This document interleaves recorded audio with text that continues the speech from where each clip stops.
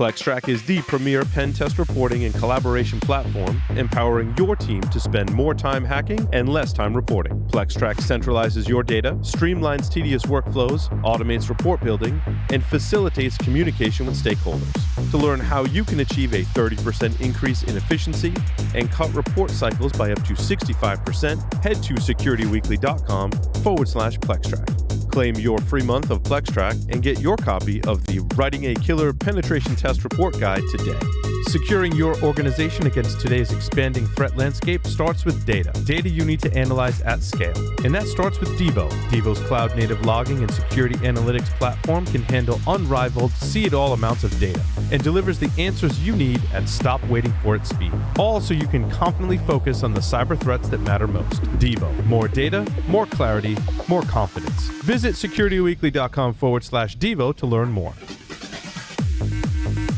Welcome back, everyone, to Paul's Security Weekly. Make sure you follow us on Twitter, at least for as long as there is such a thing, for live stream reminders, highlighted clips, memes, and more. You can find us at Sec Weekly. Now on to the news. We've added Mr. Lee Neely is here with us. Lee, welcome. Good to be here. Nice to be inside and warm. It's been snowing all day, which brings up the question: how do you follow Will Smith in the snow? Fresh Prince. Oh, that's right. Fresh Prince. We dropped Josh. Josh had to drop, but we added Lee. So we're here. We're ready to talk about stories. So I was going to say even trade, but no. We'll leave that to your imagination. The feds find that's qualitative, not quantitative. That's right. Right. The feds have found over $1 billion of Silk Road Bitcoin. Where did they find it, you ask? This is my favorite part of the article. The DOJ noted that it found Zong's holdings in an underground floor safe on a single board computer that was submerged under blankets in a popcorn tin stored in a bathroom closet when it raided his home in November 2021. I mean, crap, that's where I need to go look for my jump drive at. That's exactly what I was going to say, Tyler. You underneath need all an the blankets. Underground floor safe on a single board computer submerged under blankets in a popcorn tin stored in the bathroom closet. What does a single board computer mean? I don't know. Like probably a Raspberry Pi or it's like a Raspberry Pi or BeagleBone Black or something like that. Is it a jump drive? I mean that's not Tyler, in your case, maybe. Yeah. Technically, it's not a computer. Yeah. Is it? Technically. Well, that could be a whole segment. There's no CPU there. A computer. What is it? Yeah. There isn't. No instruction sets? No, there's no CPU. No. It used to refer to a human being. As a computer. Human computer, yeah. Because they computed stuff. Sam is shaking his head, yes. It was a lot of Bitcoin. I'm actually surprised we didn't see an interesting influx, and I'm really curious, what the DOJ does with the acquisition of that money. Is that used for Skunkworks projects? Is that used for out-of-band stuff? Does that go back to stolen asset recovery? How does that? Whenever I see cyber criminals that have had a lot of Bitcoin, they're always on this really expensive yacht with girls in bikinis. So I'm wondering if our federal agents are now on these really expensive yachts with girls in bikinis.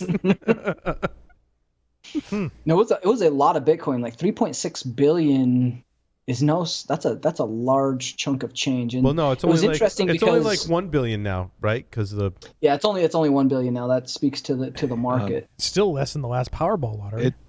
In the course of this call, it's gone down to about 900 million. Just while we were talking about it. That's it. It was interesting because the way that this guy actually wasn't even a distributor, affiliate, a market on Silk Roads. The way the hack happened was he found a logic flaw inside of the transaction and the withdrawal processing system that Silk Roads used for escrowing. So if any of you play on the dark markets quite a bit, most of the good markets have an escrow service, or there's several escrow services. There are also several escort services. Is that where you get escorts? Is on the dark web, and they use an escrow service. All right, I get it. They do, yes, but they were there was a trigger where they had the flow manipulated, and he was able to get the withdrawal process to happen prior to the escrow process continuing. And obviously that was a large amount because I think it was only 140 transactions that were stolen. And so there was a lot. There's only 9 accounts he used. That seems really small, but wow. So he created a bunch of accounts and basically withdrew the money from escrow before it was to be withdrawn by the person who would claim right to the escrow that sold the goods. Correct. Yeah, there was a timing and a logic issue with inside of the escrow and withdrawal process. Damn. But like Silk Road was like 10 years ago. So you're telling me law enforcement now 10 years later has the technology to look back on the blockchain, which is the immutable record of what happened, and go nab people for stuff they stole 10 years ago, which I think is awesome. The way I see this playing out is in the IRS, they're like, yeah, that's all right. What are the big Bitcoin wallets sitting out that haven't been touched? Mm-hmm. They're like, IRS is gonna get their money. Like they didn't pay taxes on this, IRS is gonna get their money. They found this one. They're like, we're gonna run chain analysis across this and find this dude. What do you think? What do you think? Hold on. What do you think the threshold was? Like if he had stolen $1 million, would they be like, eh? I think that's probably below their threshold of caring. At the moment. Very good point, Larry. Yeah. And, I mean, we covered a story about this a couple months ago about where the IRS got involved in one of those cases about looking at the history of the blockchain to find this stuff. They've been doing this a while. Yep. Yeah. And they're actually really, really good. I had a dumb question. So I'm reading through they talked about 25 physical Sgx coins. I don't know how to pronounce it. And I'm thinking physical Bitcoins, that doesn't compute for me. So what clue me in. It's like an NFT. Please. But that's still not physical. But yeah, and it probably is just as valuable. Those were separate wallets and those are separate coins. But yes, they had other digital/physical altcoins that were as part of that kind of bounty or loot or whatever you want to call it. Is that like an opposite of an NFT? Like a physical representation that is backed by the digital currency? Isn't an NFT the opposite of? You can get that's a digital asset backed by a other digital asset, potentially maybe a physical asset. True. It's not really a physical asset because gold's not really a thing anymore. But if you want, we can sell you an NFT for these 12. That's right. I bet you could. Linux is moving ahead in enabling kernel IBT by default. In lighter news, is everyone ready to talk about indirect branch tracking and Intel's control flow enforcement technology? I was like, what the Paul, hell? You're breaking up. You driving through a tunnel? Hello, Paul, we can't hear you. I'm sorry. Oh, there's an echo. So in other news. Yeah. No. So hold on. Let me try and come on. There's someone's got an echo, but let me try and explain this at a high level, and then maybe we'll dive in because this was really cool. The rabbit hole I went down. So, with respects to control flow enforcement technology, or SET, is technology developed by Intel that is hardware-backed protections that essentially prevent ROP chains and jump instructions from happening in out of weird places. Sam's shaking his head. Did I get that right, Sam? Yeah, no, that's exactly right. It's actually fantastic. Microsoft has had it for a while. So you cannot enter a module anywhere except at the correct entry point. And all the ROP chains rely on jumping right to the end where you have 1 or 2 instructions and then a return. So it's actually brilliant. And former Intel engineer that I spoke with agrees with you, Sam, that it is a very brilliant methodology and in technology to prevent against these style attacks. Also, with respects to the Linux kernel, so I'm assuming there's also software enforcement of this as well. And in the Linux kernel, there is indirect branch tracking, which in this case uses control flow enforcement technology to enforce this. So it has to be some kind of software component to take care of the hardware component. We've seen this a lot. We talked about this in the interview, right? That hardware engineers will put this cool hardware stuff together, but you need firmware and software to actually take advantage of the hardware features. So the Linux kernel uses indirect branch tracking. Now, if you follow down that rabbit hole, I found a great Black Hat talk from, I believe it was given at Black Hat 2019, called Drop the ROP, Fine-Grained Control Flow Integrity for the Linux Kernel. João Moreira. I don't know if I pronounced his first name correctly. He is a Brazilian security researcher. Seems like a really nice guy. Actually, and along with some other researchers, one of which was from Brown University, Larry, which is kind of interesting, gave that presentation at Black Hat that was basically the same topic, right? How do we protect drops and jumps from happening on the system? And so I was like, well, I wonder what he thinks about this being added to the Linux kernel by default. And I tracked down his Twitter account, and lo and behold, he says, fine, IBT is making its way into the Linux kernel. It is priceless to see a project I started years ago. That gave me so much joy growing up. So he's excited about it. My friend who used to work at Intel is excited about it. Sam's excited about it. Like, that's enough for me to like be excited about it, right?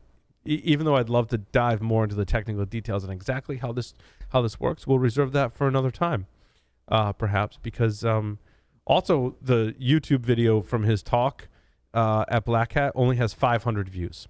It needs more. Well, the link is in the show notes. Yeah, there's probably only 500 people that understand it. this, right?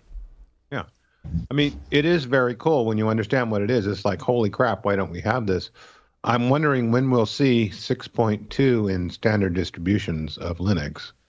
But that's not negative. I'm just wondering when we can just have it there. Was it 6.2? Oh, yeah, you're right. It was 6.2.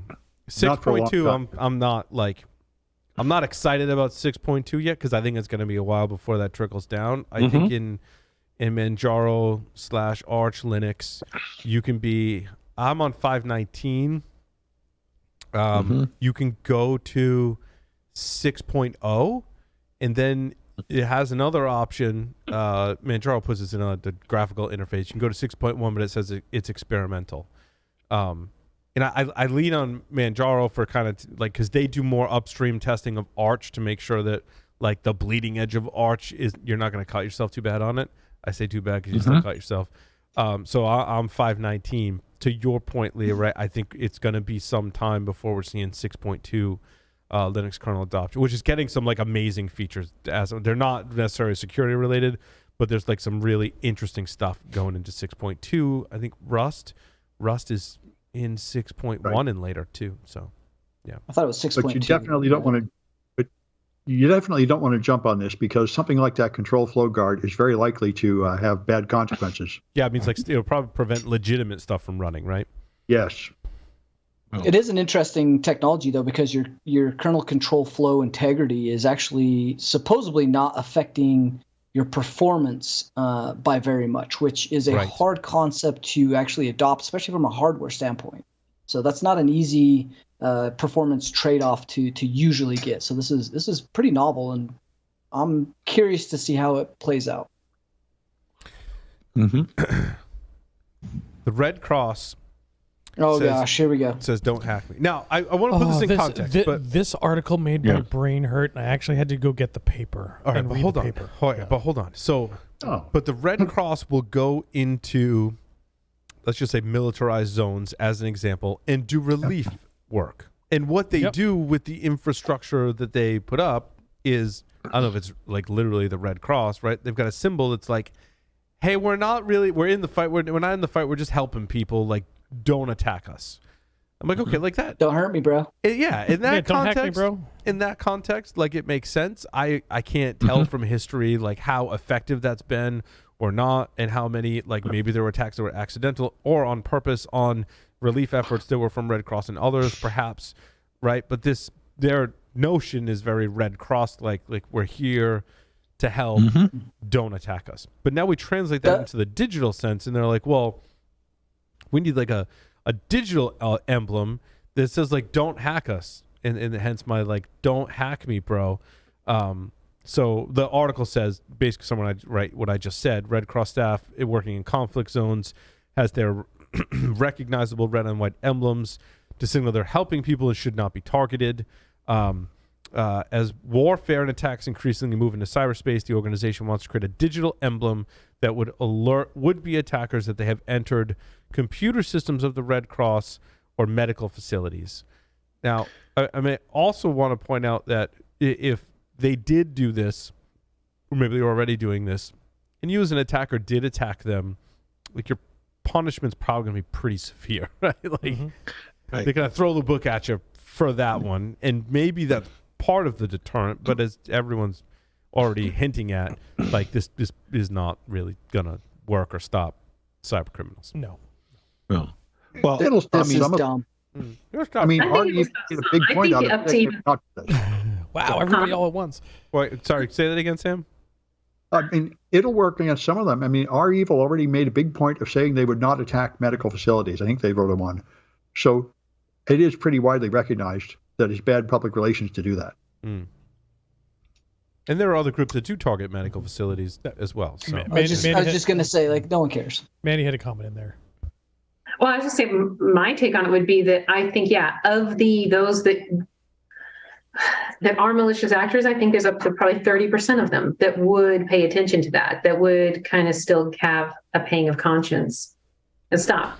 That doesn't stop all the rest of them and those who target medical facilities. They would just be like... You mean, Mandy, the ethical criminals? The ethical criminals, okay. Yeah. Because, as we know, there's a continuum of ethics. And this is true. There's just ones that have a business model. Well, I mean, think of Hell's Angels that will protect, women who are getting beaten or things. Yeah, they may go out and kill 40 other people, but they will not allow this thing to happen. Yeah. Mafia had similar kind of ethics and rules, right? Yep.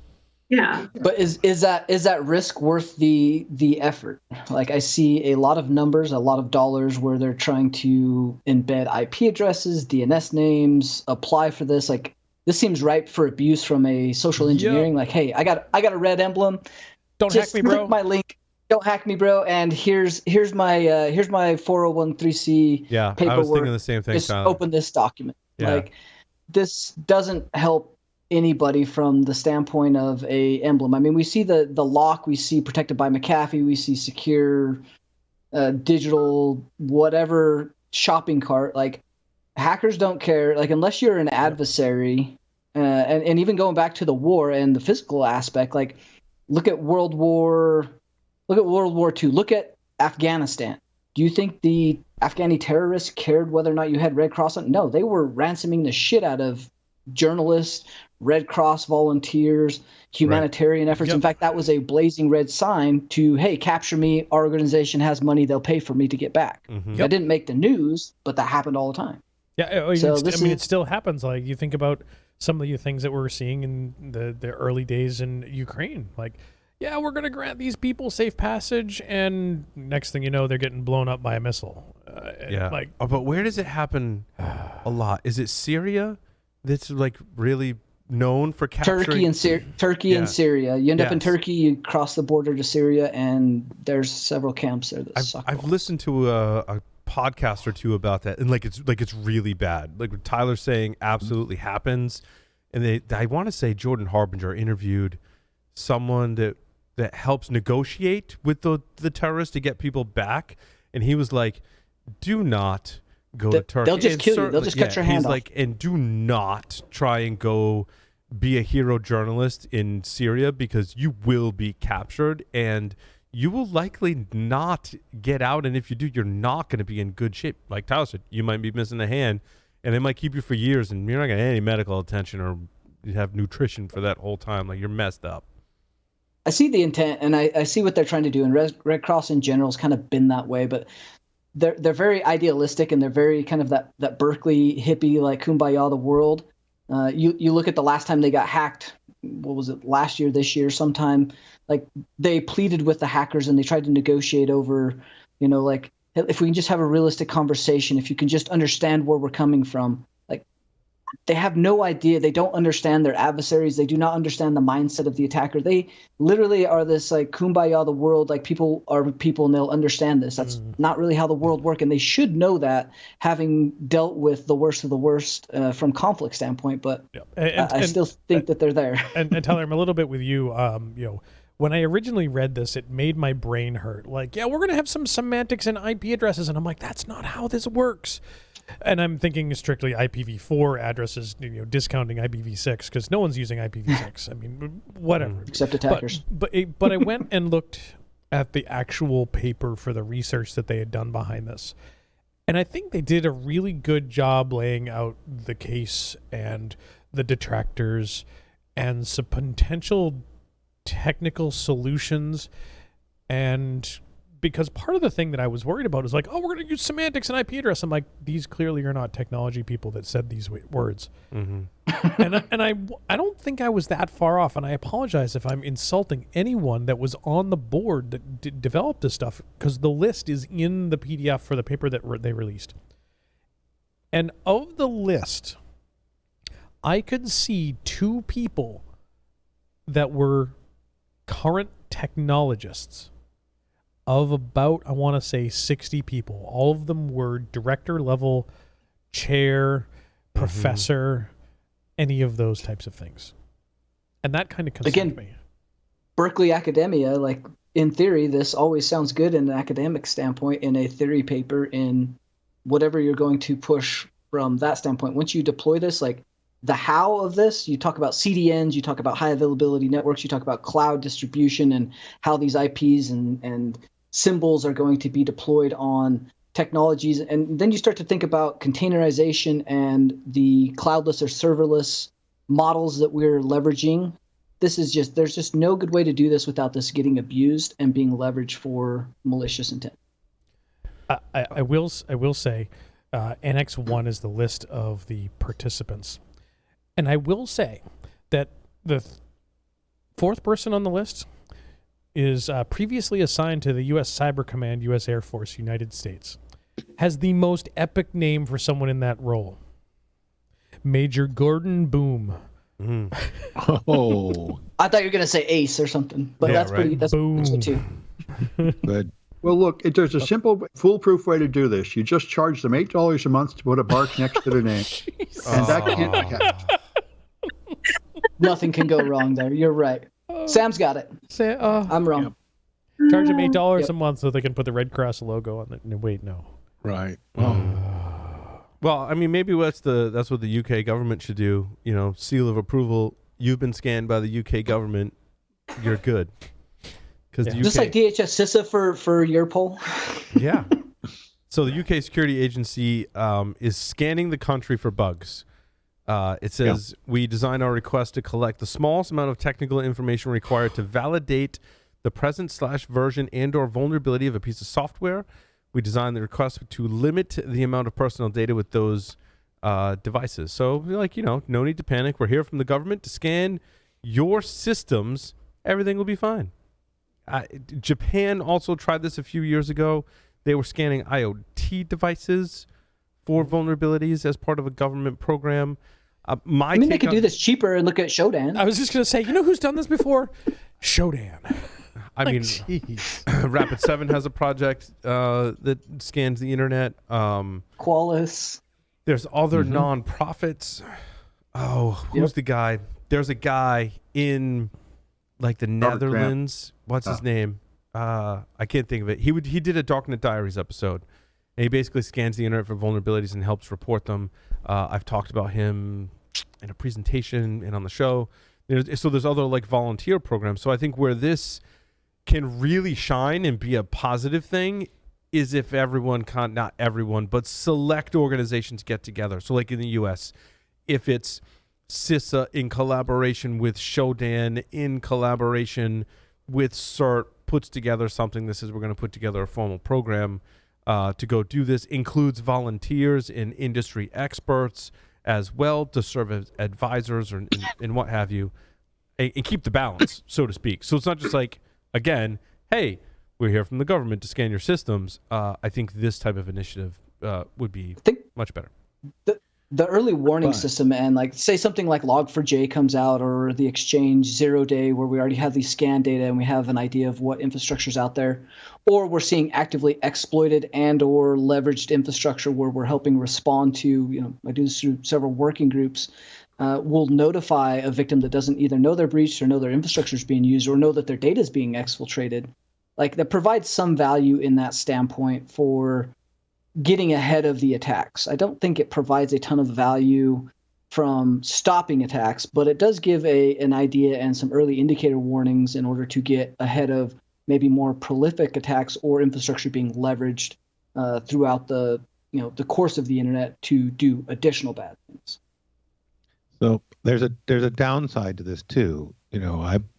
My employer gets regularly externally scanned through DHS processes, and the first thing you got to do is get all the noise out of the system, teach them what's an acceptable level of risk, figure out the terms and how to dance, which is really disruptive. I mean, you need resources to respond to, and you have to make sure you whitelist those as differentiating from attack. So it comes as an expense, and I'm not sure that the intended people that would value from this are ready to step up with all the work they have to do to be ready to respond to these attacks. That's even before you get to remediation. I love the idea at the surface, but there is a dark side to it. I agree, Lee. I think whitelisting the IPs and the scans so that your internal incident response teams aren't responding to something that really isn't a threat actor. That's an important point. I mean, additionally, that data is stored somewhere, and notoriously, governments are not always the best at retaining and securing that data, and/or who they share it with sometimes can get leaked or be questionable as well. So I'm hoping that's well thought of beforehand. Not that we couldn't go and scan the internet ourselves, so I'm not sure that there's anything proprietary or special there. It's just someone else has done all the work for you. Right. Yep. This story about this company Fizz is really interesting. So the headline, plop plop fizz fizz. God, what a relief it is. I don't know how I found this one, but I did. So this was like an opinion piece from the Stanford Daily. Wow. Because the story stems out of Stanford, and so Fizz previously compromised its users' privacy and may do so again was the headline. So here's the story, the TLDR as it were.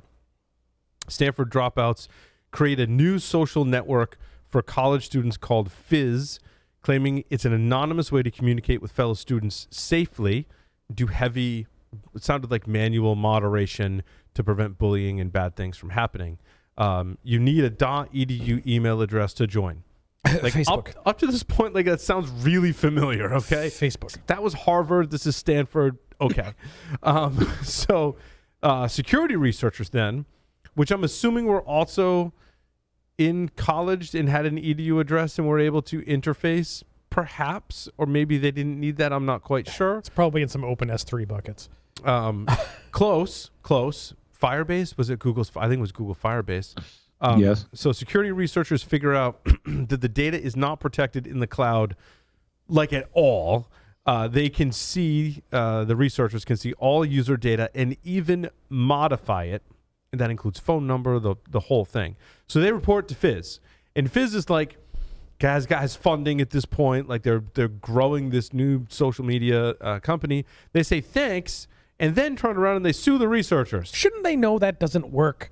The EFF then steps up to represent the researchers. The flaws get fixed, and the charges are dropped, and seemingly no one is harmed unless you're still a Fizz user using technology from a company that has just sued people who disclose problems in their platform. In an attempt to get them to fix them, not to extort them.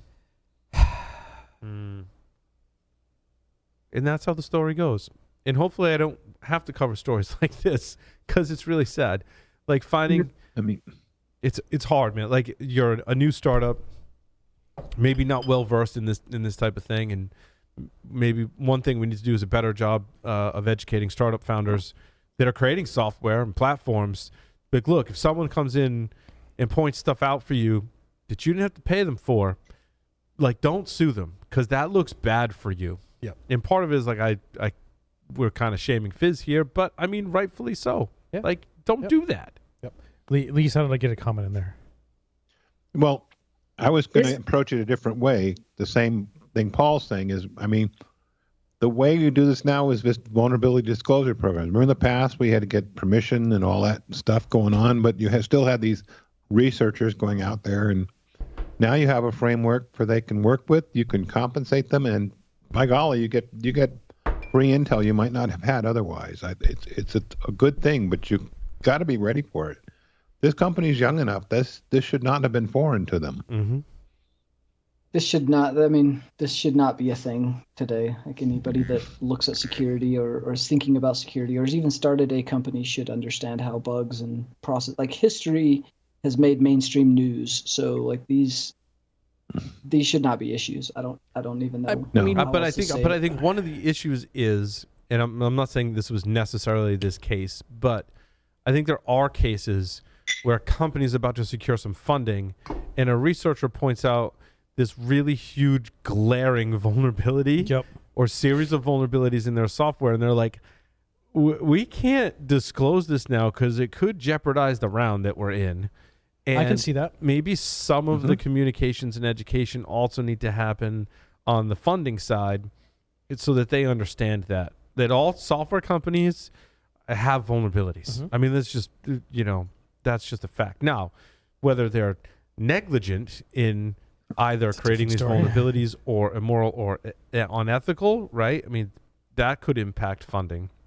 Sure. But if everything's on the up and up, I don't feel like it should. I mean, it might impact your round because you might not be able to build features because you're going to spend time fixing stuff. But that's when you're a really small startup too. So I mean, there's a lot of factors at play. Yep. The other one too that I think, Paul, is that we're saying we shouldn't be talking about this type of thing anymore because you go into a company, you should be building in security from the start. Yeah, well, they should know that, but don't go and sue the researchers that are trying to help you. But we say this because we have been doing this and we've seen this story so many times over the last almost 2 decades. Yeah. These folks are college dropouts that like they're barely a twinkle in their dad's eye type of thing, that they haven't experienced these same type of things like us old people have. Well, and I think so they may miss it. Maybe it's hard though, because like what I want to say is if this happens and you're about to get funding and someone finds some glaring vulnerabilities, go back to the researchers and don't sue them. Be like, look, we're about to get some funding and we just need time to address these issues. In fact, this funding that we're going to get is going to help us get resources to fix these issues. Can you hold off for X amount of time? The problem with that... and thank you. Yeah, and thank you. The problem... I mean, that can work sometimes. Or like the problem with that is the issues that these researchers found in the case of Fizz were like fundamental violations of everything that they were telling their users, which is like ethically where I have the issue with it. Mandy, lady in the pretty hat.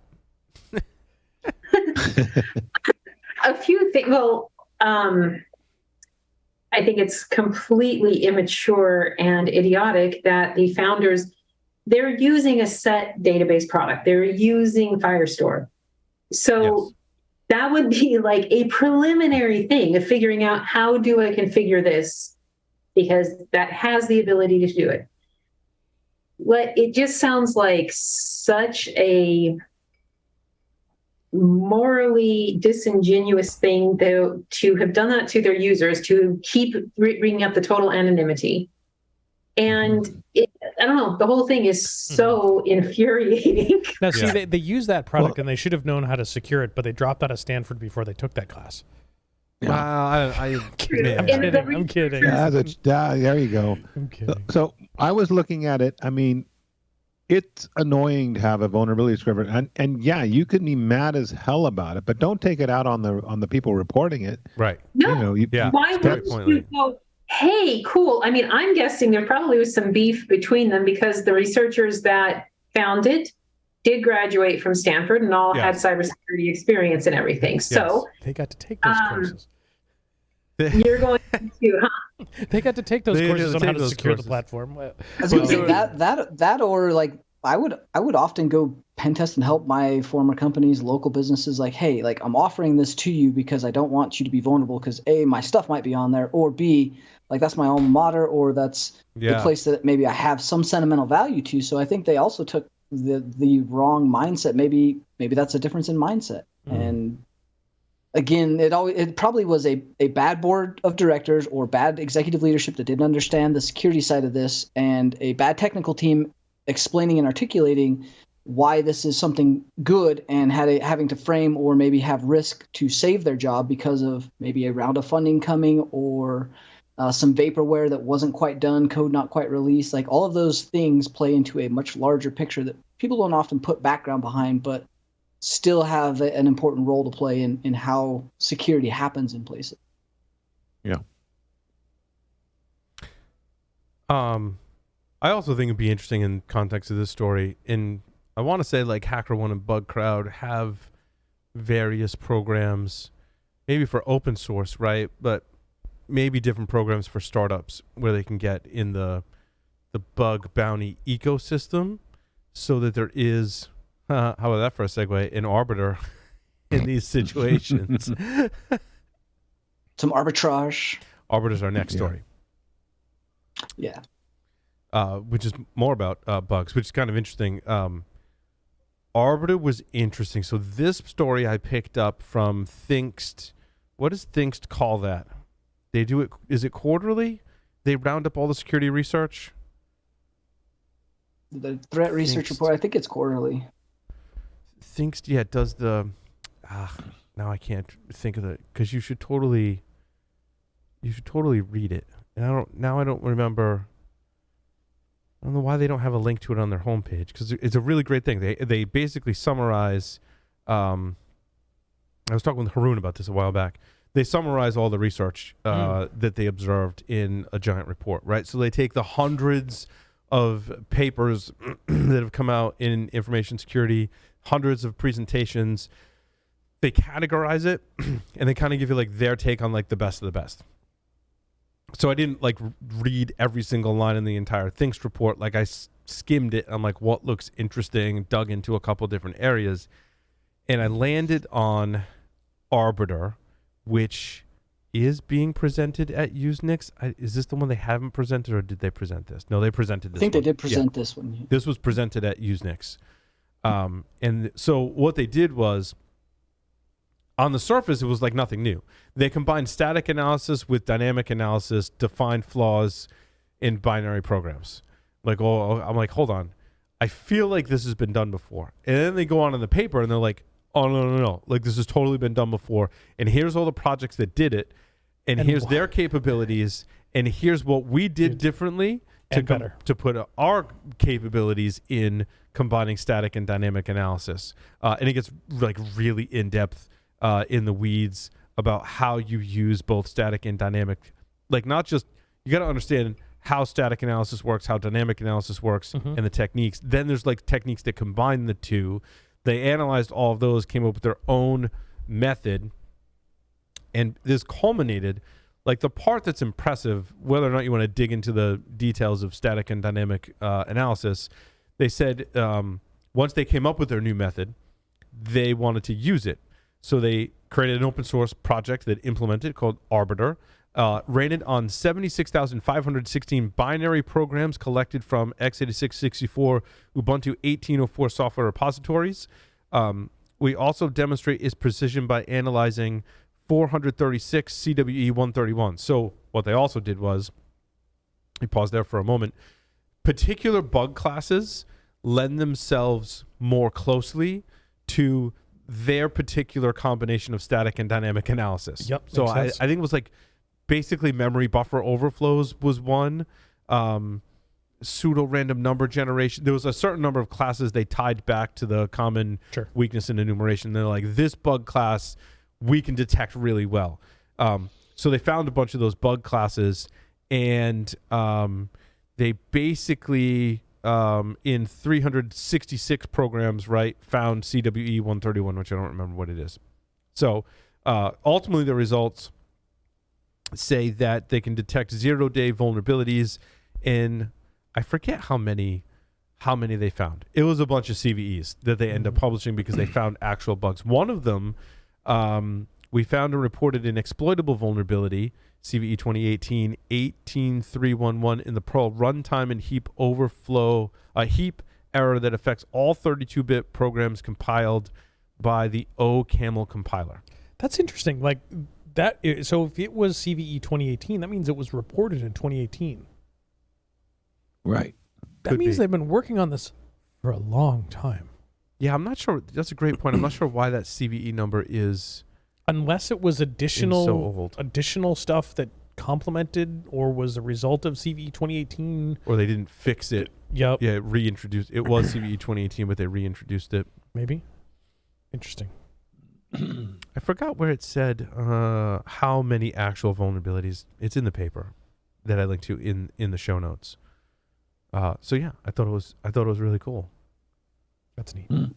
We can't skip 2 stories today. I only have 2 that I want to cover. Oh no, we're not going to skip. You want to talk? Okay. So we'll talk. You want to talk about SGX next? Don't forget. Good Lord. Don't forget. I mean, Lee's got some stories in here too. 3. All right. Well, let's cover SGX. Let's get that one out of the way. Tyler, I need to get this one out of the way. Here we go. It's like so. It's been haunting. Friggin' holy crap! And my coworker explained it to me, and I still don't understand it. So, the title of this article was Intel AEX Notify Support Prepped for Linux to Help Enhance SGX Enclave Security. AEX is asynchronous exit notification mechanism to help with SGX Enclave security. SGX is software card extensions. So that's a whole lot of words I don't level. understand. The high level. Now, also keep in mind AMD has SEV, which is the AMD's equivalent of SGX. Basically, Intel and AMD said, if you want to take your workload from your computer and you want to go run it on someone else's computer, but you want it to be secure and protected in that environment, you need some special hardware and software technologies to protect your workload on running on someone else's computer, right? And that's essentially the goal of SGX and SEV at a high level. Can I do that? Can I use someone else's computer to run my stuff? So we're already doing we call that. it the We're just cloud. not doing- I know, but like, right? What's that, Tyler? So we're doing that already. We're just not doing it protected. Correct.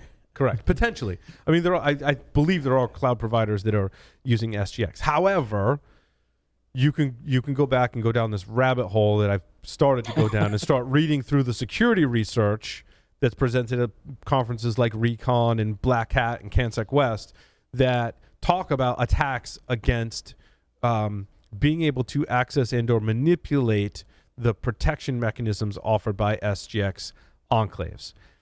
Essentially, which is a memory or execution space on the process. Correct. And I mean, effectively, it's more than this on Intel. It's more. It's effectively, you're taking an area of memory and you're encrypting it so no one else can access it or see it. If they do access it, it's encrypted. Intel's technology, because like my next logical question was, wait, stuff has to flow like between things on buses on the computer. What if I were to sniff the bus? And in Intel's case, I believe, I'm not sure about AMD, but in Intel's case, they do, like if you sniff the bus, it would be encrypted. Which is pretty wild. Like and Intel is biting off a lot. And I know you don't have all the details, but I think about that like, great, you've got this encrypted section of memory. What keys was it encrypted with? Where are they stored? And are they in some other part of memory? Oh God, don't ask that. Okay, now. Yeah, that's horrible. The key management and how they do encryption, I do not know the answer. Don't worry, it's all ROT 26. It's fine. Right. Awesome. Don't worry, we're from the government. We're here to protect you. That's right. I'm not sure if they're storing it on the TPM or not. In any case, the attacks are not, at least the ones that I've looked at, are not based on like the key or key manipulation, but are based on manipulating and or finding ways to access the memory like page tables, right? So you've got virtual memory and you've got physical memory, and then you've got a page table that's the mapping between physical memory and virtual memory. That might also have functions associated with that particular space of memory to do interesting things or have access to interesting things. Correct. So like stored procedures, as it were. Yeah, but then there's also some, like if you can gain access to these pages or manipulate the page table, there's like artifacts that are left behind once the enclave goes away sometimes or changes and what have you. So yeah, there's like because it has to create swap space, so that space is changing, and that swap space has those artifacts because of that continual encryption and decryption in order to put it into a location that is accessible for a function for a limited period of time. Kind of. Then it gets into interrupt descriptor tables and all kinds. That's just. Come on, guys, y'all put Mandy to sleep. I know it gets really deep. It's so bad. It is so worth the read. Like it was 2 hours of well invested time of just realizing I don't know shit about shit. But it is very valuable from an understanding of how deep the hardware, like how important our hardware and our supply chain and the code running on firmware and hardware and the chips in between those actually becomes as we move forward. Like, yeah, we're way up here in like past layer 7. Sometimes we're getting, maybe get down to layer 3, but really some of the most important security aspects that we're relying on is much, much lower than that and much more complicated. So the people doing these and the chips and hardware that we're running this stuff on becomes a valuable and insightful place to even have a base level knowledge. Like even if you don't understand all of it, understanding what the risks are from a high level makes a big difference in how you evaluate your risk and where you're putting your data. So one of the attacks against it is called Sgx Step. And there's a link to that GitHub repository that has a very in-depth technical description. That's one of the ones Tyler and I were like, what? Hold on. What are you trying to say? That describes it. And the other thing, so John Lucchese, my coworker, was the source that was trying to help me understand it. Used to work for Intel. And he was saying an interesting thing about how AMD created this kind of enclave-like technology and did it in a more basic way. Like he's like, they basically took what they had and manipulated it so they could encrypt RAM, like sections of memory, right? He's like, Intel took a different approach in that they created this enclave concept and built a lot of architecture around not just encrypted region of memory, but like these really like more complex things that had specifications that was more in depth. He said over time, Intel realized that was too complex and like had attacks against it, so they're simplifying it, going towards AMD's model. AMD is actually, he said, going in the opposite direction and building in more complexity. So they're like both going in like they'll meet each other somewhere, maybe in the middle. It was kind of his prediction. So I thought that was an interesting tidbit too.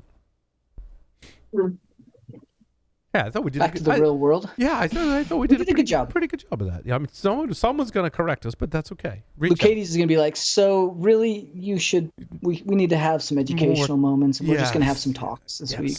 Yeah, 50 lashes. Love you, John. Sorry, I got it wrong. But I think next week, bringing some of my coworkers on the show before. Are we doing the F5 stuff next week? No, but I do have Nate tentatively scheduled for a date in December to talk about the thing that we can't talk about.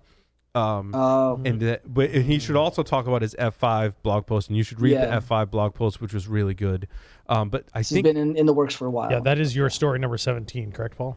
Yes. Also coming up, speaking of like kind of related to the SGX stuff, Jesse Michael, one of my other coworkers, is coming on to talk about SMM and EFI vulnerabilities, which is another thing. It's like, oh my God, like, hold on. I got like a lot of learning to do just to get to the point where I can understand some of these vulnerabilities. So Jesse's coming on to give us some of that background and perhaps cover an article that just broke this morning. I didn't add it. Like basically, I read it briefly today.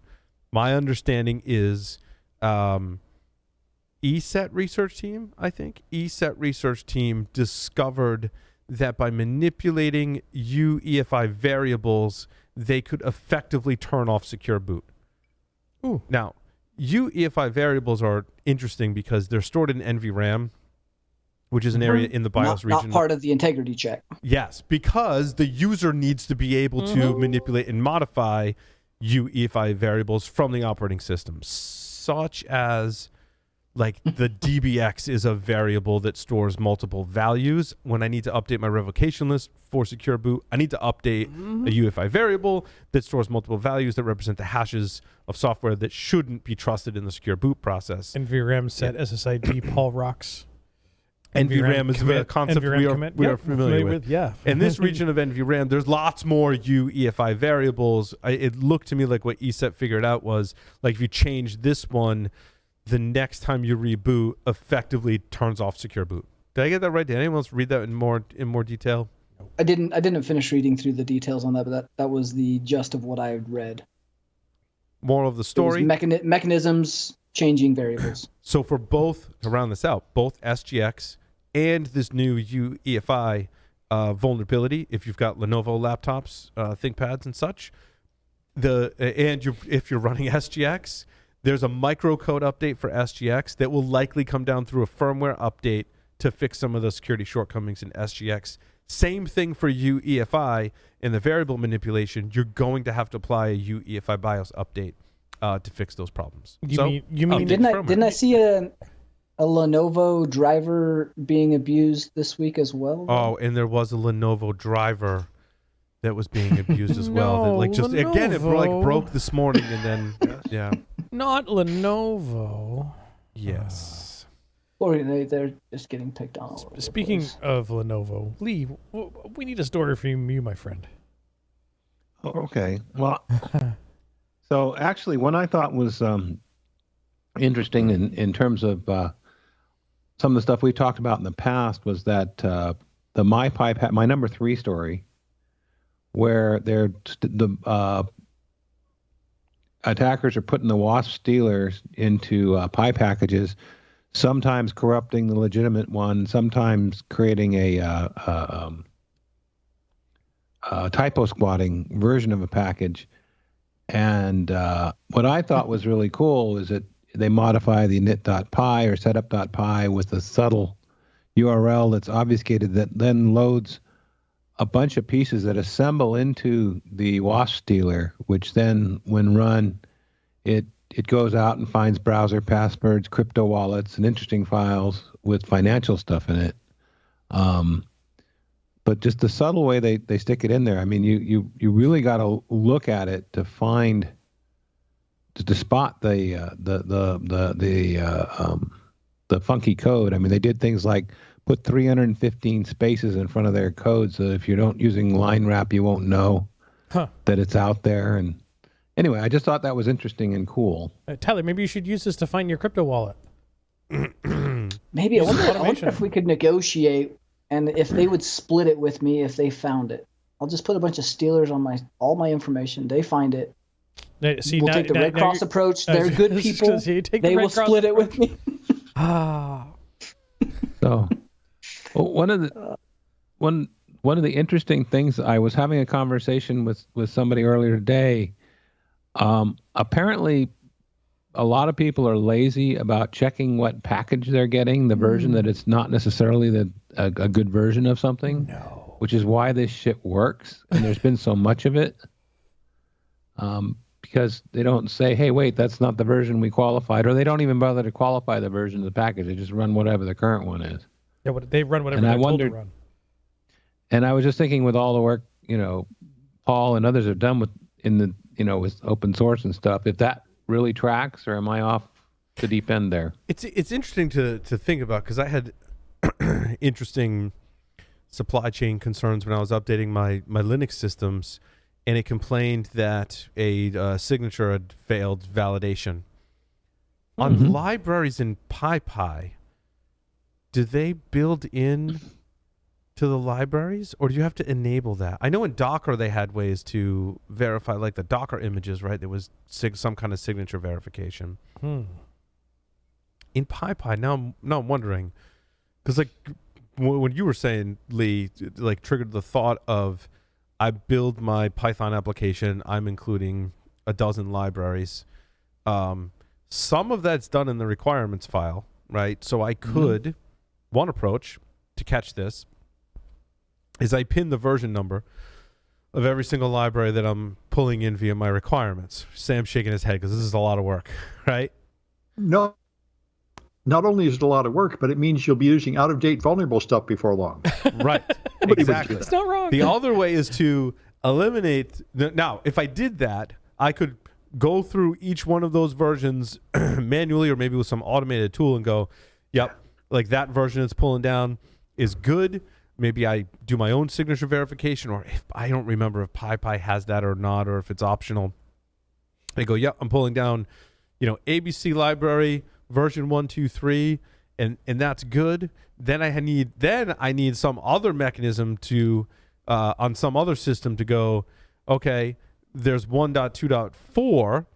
I go manually check that and go like, is the code good? Does it pass a signature test? I run it through some source code standards. Maybe I do some dynamic analysis of my application with it. I look for outbound HTTP or HTTPS requests from it and go, wait, that wasn't there before. And then I go, all right, 1.2.4 is good, so I update my application. Now, I'm going to be running potentially, as Sam, you pointed out in this model, an older version of a library for a longer period of time until I update it. The way that I did my Python project was I said requirements.txt, always go pull the latest version. Every time a developer builds it, which was for a long time was just me, and I would build it, and if something would break because a library updated, I would go fix that. I go, well, this release is going to take a little longer. Sorry, everyone. I got to go fix a library dependency. Now, the danger in that is I'm just blindly taking in whatever software is coming down in my open source supply chain, unless I have some other kind of tooling that is identifying these vulnerabilities, software composition analysis, looking at known vulnerabilities. I like the ones that also do like some kind of static analysis. I like the ones that do dynamic analysis. Like there should be, and I'm sure like a commercial solution exists for this. Build and run it, unit test my application with the libraries. Then when libraries update, you build that application again, go run through all of your unit tests and tell me what's different. Is there a code path that changed? Is there behavior that changed? I was like, is there a outbound HTTP that is there now that wasn't there before, that someone leaking out, does Lee's description, right? I want to say, to me, I mean, just based on casual observation, it feels like there's open source projects that will do that as well. Yeah, I agree. Because I think about some of the open source projects that I've used that have their code hosted on GitHub, and their readme.md has a bunch of stuff about, hey, we built the latest version and it compiled successfully on this and that, and regression testing and all of this type of stuff. And I'm like, well, that's cool. Yeah. Maybe So there's a hash. Maybe there's a hash. I mean, if it's libraries, maybe, but maybe there's a hash. They're like, if you download this version, it should match this hash, which only gets you so far, right? Definitely use that MD5 for those relations. Yeah, unless you're Tom Liston, because every time his MD5 checks out. That's right. All the time. Always. No matter what's been changed, the same MD5 sum. That's Tom. Yep. That is Tom. So yeah, that's a lot of work. It is, and I totally get it. I mean, I'd be probably the guy just like grabbing the latest version and crossing my fingers and going. YOLO. That's the YOLO approach. Most people YOLO. Sam's got a comment on that. What else are you going to do? I mean, I think all anybody thinks about is whether it's going to work. Yes. And you just assume that the updates from a trusted source are okay. Otherwise, you will go mad. Well, I assume that their updates are going to break my code, and I'm going to be able to. Well, they might break it, but you don't think they're insecure usually. Exactly. Go mad, or we're already mad. Like that is definitely a thing. Yeah. So like I kind of banked on the fact that it was going to break my code, and I stood a better chance of fixing it incrementally. So like since it was always updating, like maybe once a week, I had some dependency that would break something or change something. I had to change something in my code, and that change wasn't too bad. However, if I let that go for 6 months or a year, then I update all my dependencies, then I'm like, oh my God, now I've got like an exponentially harder problem as a whole to solve, because now I may go fix one dependency and change the code, but some other library changed. So that thing that I changed breaks the other thing. Now I've just got like a rat's nest. Almost like cables that kind of get entwined in each other. If you just like keep letting it go, the nest just gets bigger and bigger and exponentially harder to solve. Like the server room Sam's been fixing. Yes, that's exactly it. Which is my server room. Here I was going to say it's time for tangled Christmas lights analogy. It's that time of year. Yes, it's your Christmas lights. Yes. Dumb Christmas lights. We should talk about Urlscan since we did a webinar on this like 2 years ago. Like, great, well-written article. Definitely not new. I don't know if they missed it, but this is a TTP that I'm kind of sad to see come back up because we still use it and it's getting burned again. But Urlscan obviously has a bunch of stuff scanned with inside of it via APIs. And with inside those scans, responses come back, and sometimes the automated scans from, say, your edge firewall or security product, some kind of edge vendor, maybe load balancer, sends those off to the API for Urlscan to validate and check. With inside of those, there's often sensitive keys, sessions, JWT, responses for logins, password changes. I mean, you name it, I've used it and abused it on Urlscan. And Corey did that presentation for one of our conferences, maybe the first Unlocked, I don't remember. But he did this and demonstrated some very cool access to some very large organizations. So the attack that I like, again, cool article. The attack that I like about this, I'm glad you mentioned Corey had presented this. I forgot about that. Was I dumped it up on Discord. Awesome, thank you. The attack that I like is if I know that you've got a security product that's sending everything to Urlscan, I somehow force or spoof a password reset so the user has to go do a password reset. You find a password reset in there. So I just look for, I have alerts set up in there for password reset. Yeah, but can't you trigger it? Like if I somehow trigger the user to do a password reset, maybe with a spoofed email or whatever, I'm like, hey, go reset your password. They go try and reset their password, and it sends the link to Urlscan, and I'm kind of sitting there waiting for it, and I raise condition and reset it. Was that the attack they described? It was something like that. So that's one of the attacks. I think the one that they had mentioned was similar to that, but you can scan for, with inside of Urlscan, you can scan for those password resets and password reset session tokens or JWTs. We found a lot of JWTs that weren't secured properly or are still valid. And you can leverage those to initiate a password reset with that session token. So you start the password reset, you replace the JWT or session token with the valid one that was in the request, and because they're not doing validation properly or the timing was still right, you can still initiate one of those. But you can also do a lot of social engineering with Urlscan, send those password resets and have those initiate to something that is doing that, and you're watching for it, so you can kind of man in the middle of that without having to have infrastructure for it. That's awesome. So yeah, some cool stuff you can do with there. Again, really good article written. One of my favorite TTPs that we use on probably the daily. It is interesting. There's a lot of services like this that you have to think about that you may not even know. You're not actively putting URLs in, or you're not actively scanning, but your security products are sending things to like VirusTotal. Like I pull out sensitive documents all the time with proposals, invoices, different numbers from VirusTotal, just doing searches for different pieces. So, knowing what your products are sending to third parties and vendors is an important part of your business risk assessment, and making sure you've got those locked down and not using the defaults. I wanted to quickly mention hard user separation with NixOS. Have you guys played with NixOS? The hell's NixOS? Nope. Okay, that would be a no. Is that like Linux? It is. It's kind of like a containerized Linux, so it's used to create reproducible builds. So cubes. Yeah. But I think the separation, I don't think you get quite the separation you would with cubes. You get more of a reproducible, deployable environment with NixOS versus a user separation. This article talks about user like macOS. No, more like NixOS. You can go read about it. NixOS.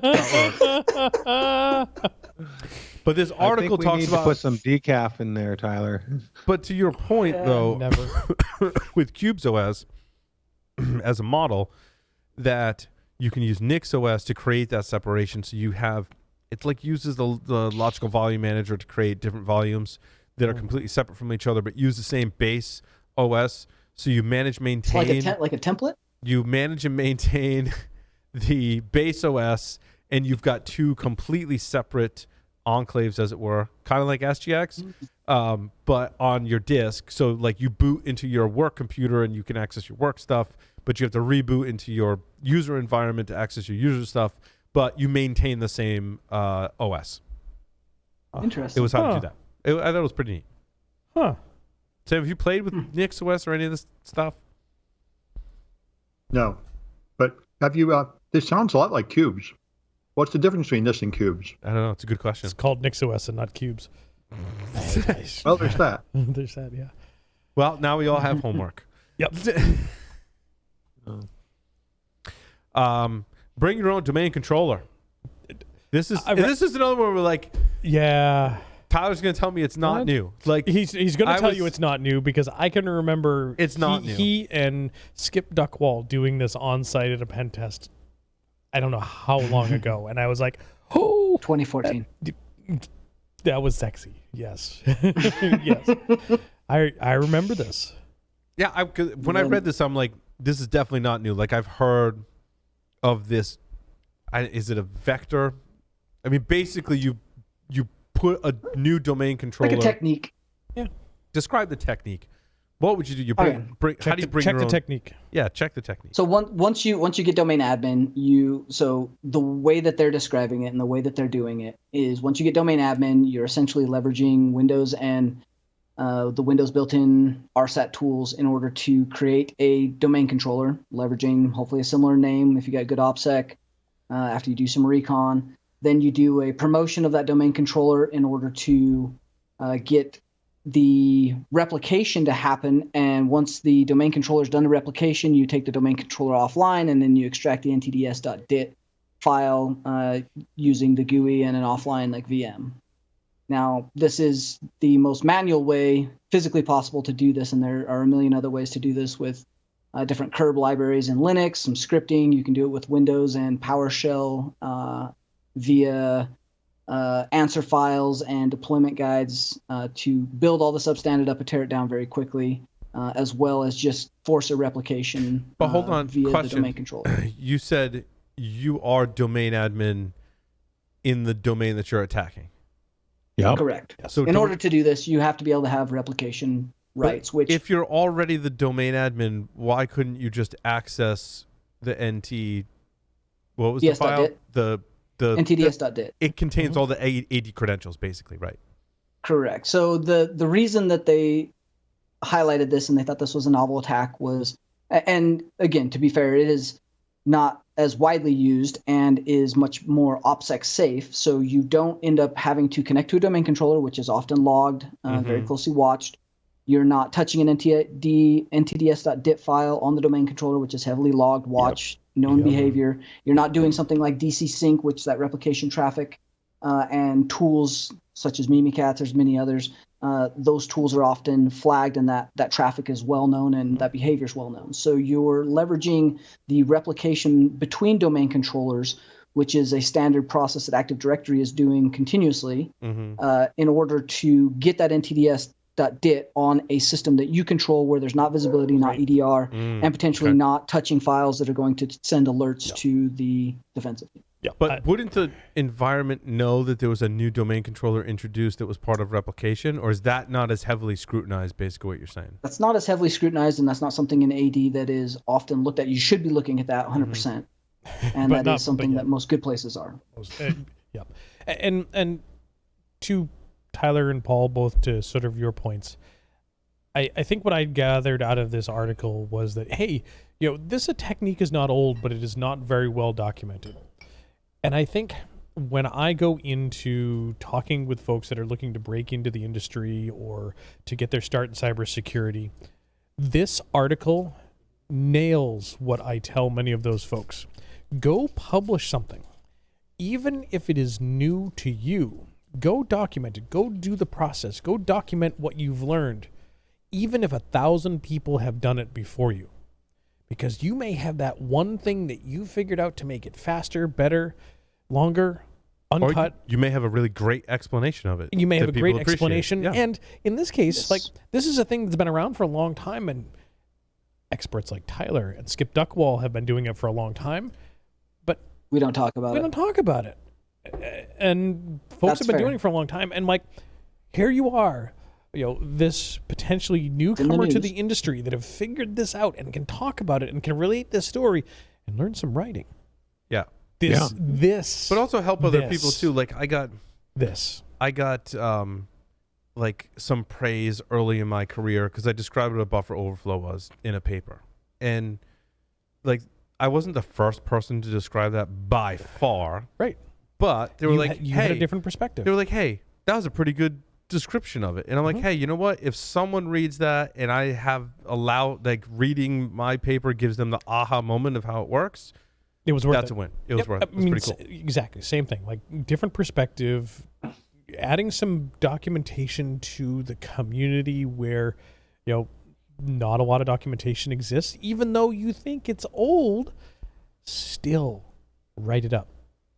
Sometimes you're letting the cat out of the bag too. Like a lot of us old timers and or those that are OPSEC or doing things for a long time. Like we don't talk about our techniques. We don't burn stuff, unless it's something that we're providing to the community. So if you let it out, then it enables us to speak about it. And we're probably the lazy ones that should have done it and we didn't. Yep. So I think again, the Urlscan thing that was old and yet we didn't talk about it all that much. Like it didn't get like that was the secret sauce, right? Like, right. You can talk that your secret sauce has tomatoes and basil and pepper and some fresh peppers and maybe a little pork sausage, but you don't tell them that the real secret is chocolate. Please tell me you don't put chocolate I know in your you don't. gravy. No, Okay. I don't. I do not put chocolate Lord. in my gravy, but I'm just using that as an example. You put a good pork spare rib. Right? It's got to have a bone. Oh, That's a bone? No, like all the bones. yes. You don't That's put where the good flavor You comes don't from. put the pork spare rib. No, you put the whole rack of spare ribs and a couple of T-bones Yes. with the bones. With the bones. That's important. And fresh basil. It has to be fresh basil. Yes. None of that dried stuff. I mean, add an alternative dried basil, but basil that came out of your garden that you dried yourself. Yeah, that works too. I'd accept that. That's an acceptable. You can taste the love. You got to taste the love. I mean, it really is a. Lee's going, but. Try not to drool on my microphone.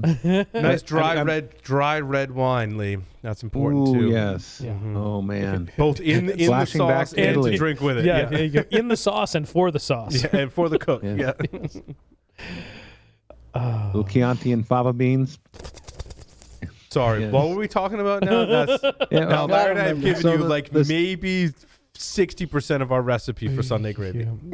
Yep. So one of the things, you were talking about the secret sauce. This particular write-up not only talks about, how to do this, but also it talks about some of the landmines Tyler described about, how not to trip over him.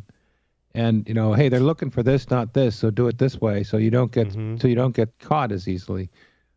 That's the real value. I mean, from an educational perspective, it much more becomes much more valuable a write-up than if somebody just told me how to do this. Sorry, while we have Sam here, because I don't know if Sam has a hard stop at a certain time. Sometimes you do, Sam, and I want to be respectful of your time. My story number 10 and my story number 14 were ones I wanted your opinion on, everyone's opinion, but I want to make sure Sam weighs in on them. So I guess we'll do number 10 first. This was a similar kind of article to what we were talking about. This person was describing in languages what memory safety either exists or doesn't exist. And it was nothing new. It was a good kind of high level overview. The value I got out of it was some of the references the author put in. And the author put a reference to the Sherry project. And Sherry, what does Sherry stand for now? Oh, good Lord. This is what happens when I reference it and then I don't put this is a cool project. Capability hardware enhanced risk instructions. Bunch of researchers from the University of Cambridge as well as Peter Newman from SRI International. Peter Newman happens to be on my list of guests that I want to have on this show to specifically talk about software security and memory safety. Newman. And Sherry is a joint research project that is a method for providing memory safety in C and C++. It has gotten some widespread adoption. Have you heard of this one before, Sam? No, I haven't heard of it. I know Microsoft did something like this.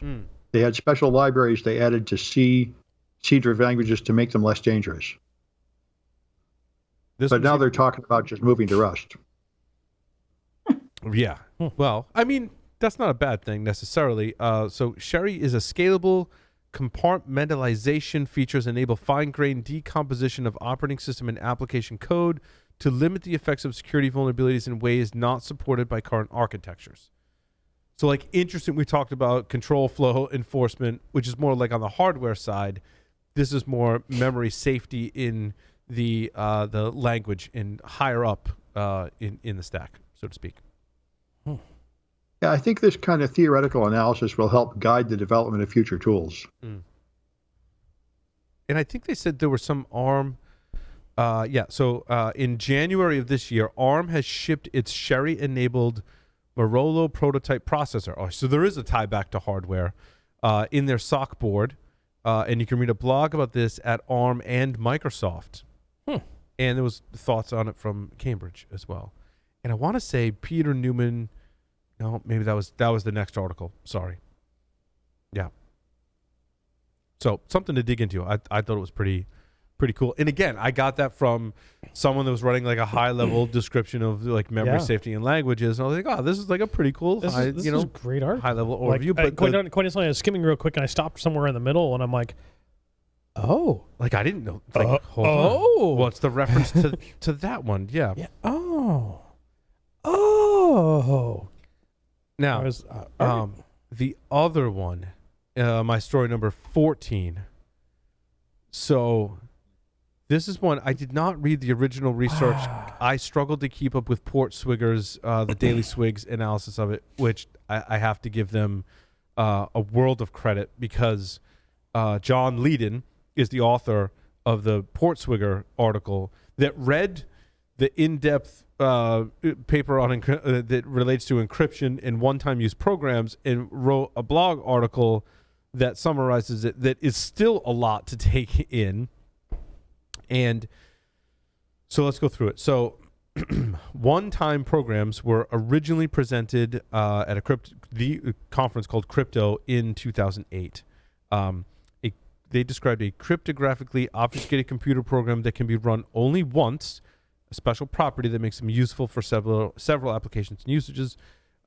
So using cryptographic principles, their goal was to create a program that was enforced that you could only run it once. That would, as they describe, take valid inputs, run once, and then you couldn't run it again. Turns out, like, I want my malware to do that. Right? Yeah. Oh, and I think they talked about that at the end of this article, Tyler, is like the nefarious usages of it. Absolutely. I want to say they also theorized about using blockchain technology for some of the immutable nature of it as well. Now, but it turns out like this is really hard thing to do. So the original idea, the run once requirement runs into trouble because it would be trivial to install a run once only program on multiple virtual machines, trying each one with different inputs, which violates the whole premise of the technology. So then the idea was to only allow the secret program to run if accompanied by a physical token that somehow enforced the one-time rule for running the copy of the secret program that Alice had sent to Bob. However, no such tokens were ever made. And the whole idea, I love this part because this is like a history. Like I feel like you've seen this like in the movies. And the whole idea was laid dormant for over a decade. Like it was buried in the ground. Like some archaeologist dug it up 10 years later. It was in a floor safe, wrapped in blankets, in a cookie tin in the bathroom. Right. Yep. Intel SGX. Right next to Tyler's USB thumb drive with the crypto wallet on it. There is a relationship. So Matthew Green, who is on my list of researchers to bring on the show, who is a very prolific researcher on the topic of encryption and cryptography. It relates it back to SGX. He has a quote and it mentions SGX, Tyler, which is interesting. So Johns Hopkins University and NTT researchers now laid the groundwork for a possibility to build one-time use programs. So they've hacked the counter lockbox technology that exists on smartphones. Counter lockbox is protecting an encryption key under a user-specified password, enforcing a limited number of incorrect password guesses, typically 10, before protection is erased. Hardware security module in smartphones provides the needed base functionality, There needs to be a wrapped around technology that prevents Bob from attempting to cheat the system. That was the focus of their research. Kind of interesting. Yeah, then they talk about like how it could be expensive to, like processor intensive to do this. It could be costly. I love the final quote here that they've built a form of memory device or token that spits out and erases secret keys when asked. Unfortunately, it takes hundreds of lock boxes, that methodology for erasing devices when too many guesses have done, to make this construction. At least 256 lock boxes for 128-bit secret. So they're splitting up the key into the different lock boxes, it sounds like it. Matthew Green. Go ahead, Sam. Well, you're right about Matthew Green. He's awesome. You should totally have him on. Yes. But this, I don't know much about this particular thing you're talking about here. I read an article about it, and just sounds theoretical and very impractical. But quantum key distribution does this essentially. Interesting. I mean, quantum key distribution sends a cryptographic key through a fiber optic cable with one photon carrying 2 bits of information. And from the way quantum mechanics works, you can be sure when you receive the key that nobody else read it, because measuring it destroys it. So it accomplishes essentially this: you can only read it once, and when you read it, it is irretrievably destroyed. So if you get it and then verify it by sending like a hash back, then you know that no attacker got it. So they could use principles in quantum cryptography to accomplish this. Yeah, this is actually technically not quantum cryptography. It's quantum key distribution, and it's a way to send a key over an insecure channel and have 100% knowledge of whether it arrived intact or not. That's fascinating. So, and those things are for sale. They've been selling them for about 10 years. They're in use. You can buy them. Wow. And they're probably not cheap. Yeah, I don't know how cheap they are, but I know they've got them to run for a few hundred miles, and some banks are using them. It's, the current technique we use is you use public key encryption to encrypt a private key, which you then send over an insecure channel. But this way, you do not need to use the public key encryption. You just send the private key directly through a cable, and you use the laws of physics to ensure that nobody else is getting it.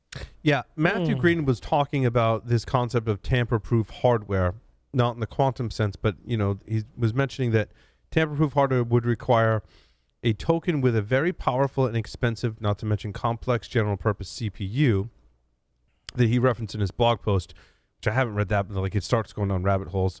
So Matthew Green made a blog post about this particular topic. He said this would be costly and worse and would embed a large attack software and hardware attack surface, something we have learned a lot about recently thanks to Intel's SGX. So we come full circle, Tyler. The more complex, the more opportunities. More attack surface that you have. It's a very good observation. Yeah. And then they do talk about this, how it plays into ransomware was the last part of this article, Tyler. To your point of I want my malware to do this. This would be useful to an attacker. Yes. I think there's a lot of theoretical things here that does not take too much imagination to see this integrating itself. I mean, we're already doing a lot of this with cryptographic keying, like one-way symmetric keys for environments based off of variables, based off of things that only happen on certain machines. We do this for evasion and getting out of sandboxes, ensuring that we're not in a sandbox or a VM. So there's some of this happening, but the quantum and the one-time cryptographic thing is kind of like the holy grail of malware, and the ability to not have to worry about signature-based deployments and having to re-engineer your malware so frequently because of signature-based detections. I want to jump to higher up the stack inside of Java. Speaking of kind of an enclave, as it Java? were. Java. So my story number 11. Yes. Okay. When I read this, I was read back to, you just want to view the PHP source. You do view source. Right. Seriously, this solves that problem. This solves that problem. Right. It solves this problem. I thought of you, my friend. Thanks. This is very... You're never going to live that down. I'm never going to live it down. We need to pull the clip of that. Someone needs to find that. We need to go read it. I want to I will fully admit, I've said my share of stupid shit on this show, but that particular stupid shit thing I said keeps coming up, and I want to listen to it, and I want to make sure we run a correction for it. I think we did run a correction the week after when we got called out years ago. So this article was interesting, very well written, describing how Java web applications like interact or don't interact with the file, or have a different way of interacting with the file system. So due to their architecture, Java web applications have a significant security advantage. Their file system access is inherently more secure than, say, that of a PHP application running on Apache. Since Java applications are usually packaged as servlets, the application treats the application context root as the only file system it can access. Think about that. That's good. I like that. Good description. Yeah. In most cases, there is simply no way for an attacker to reach the underlying file system unless this is explicitly done in application code by using absolute paths and suitable access control, which we think about in the PHP example, right? The local file inclusion attacks are a thing because there is none of that separation. Right. I thought it was good. It can easily be blindsided by using the secure by design characteristics of Java. So what happens is, the article states, many developers assume that since you cannot reach files in the underlying operating system, there's no need to sanitize code or use input validation to protect against potential path traversal attacks. Right. So these Java servlets are running in the matrix. Correct. And they don't know that the architect and all these other places exist because they haven't been told that they exist. I run my code in the matrix. I'm running a servlet. Yeah. Runs in the server. It's in this kind of protected thing. So therefore, I don't need to sanitize input. But what happens is you can enumerate all sorts of goodies inside the Java application, enumerate the Java application, which ultimately leads to an attacker downloading the entire application and decompiling it, which is what they show in the article. So you get to download the matrix and disassemble the matrix. Disassemble it. Yeah, exactly. Yep. To find that the woodman in a red dress is really an agent.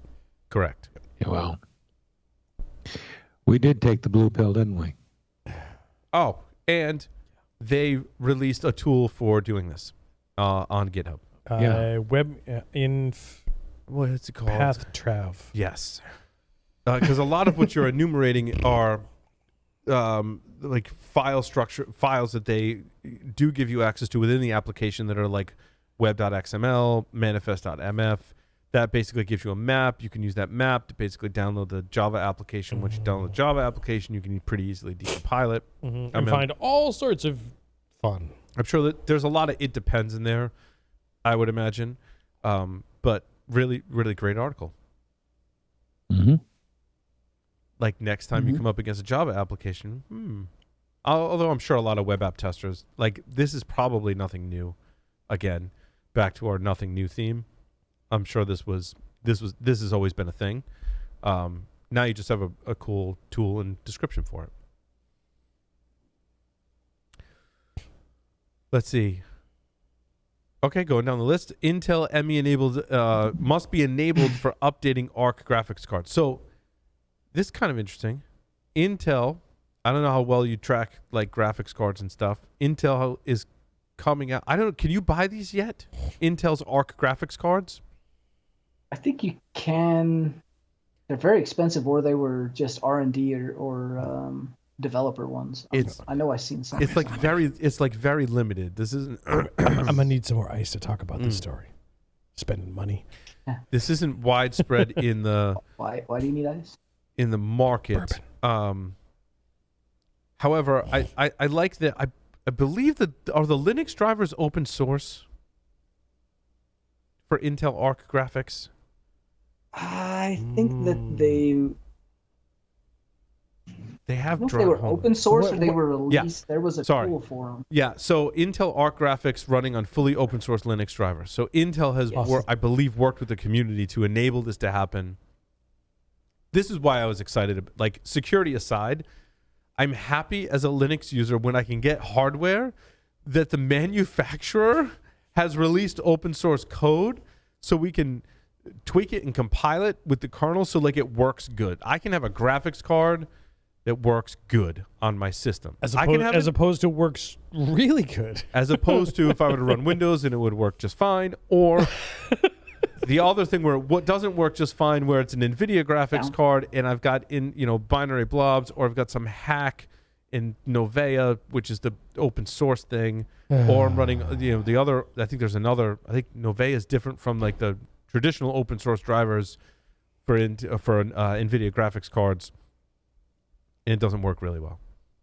But Intel now has a graphics card, like not the one on the chip. Sorry, Larry. It's okay. No worries. Like not the one on the chip, which does work very well, by the way, in Linux. Not as powerful, obviously. So like for me, like I'm like, this is cool. I can have a graphics card. It's made by Intel. They're pretty good at making chips and graphics cards and stuff. Like they haven't had this is their first like actual card offering, but they've got a lot of expertise and knowledge in this subject area. The driver's open source for Linux. This could be. I don't do a whole lot of gaming. Like I think the NVIDIA cards are still better at gaming than this particular card, although they're kind of spinning it as a gaming card.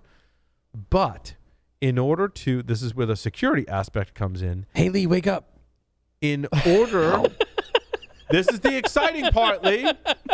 In order to update the firmware on the graphics card, you have to have an Intel CPU that runs Intel ME, because they're using Intel ME to update said firmware on the graphics card. Shit. So, now, I don't think Intel's going to leave it this way forever. I think if I'm Intel and I'm making a graphics card, I want as many friggin' people on the planet to buy this graphics card as possible. Yep. And I shouldn't give two shits if you've got an AMD CPU, you've got an Intel CPU, or whatever. Whatever. I want to sell more graphics cards. I mean, I also want to sell more Intel processors, but I don't think I want to cripple it to only being with Intel processors. Yeah.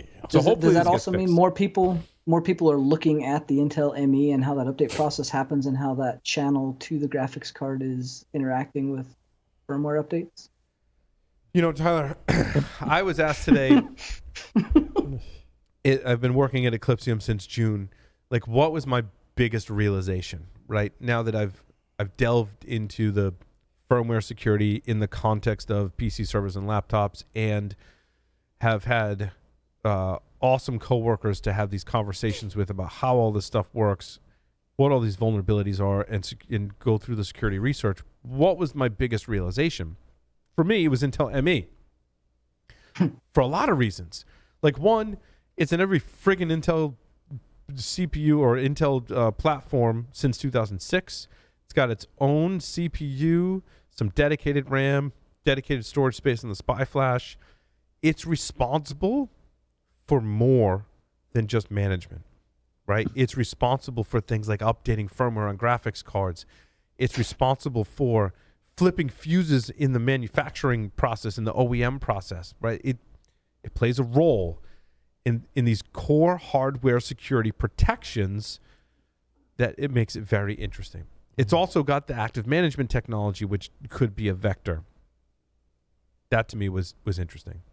And I worry for security's sake, not so much with this particular instance, but I worry for security's sake that you paint yourself into you didn't, the vendor painted you into the supply chain paints you into a corner that you can't update firmware because you don't have the right series of hardware and software components and tools to update it. For example, I run Linux.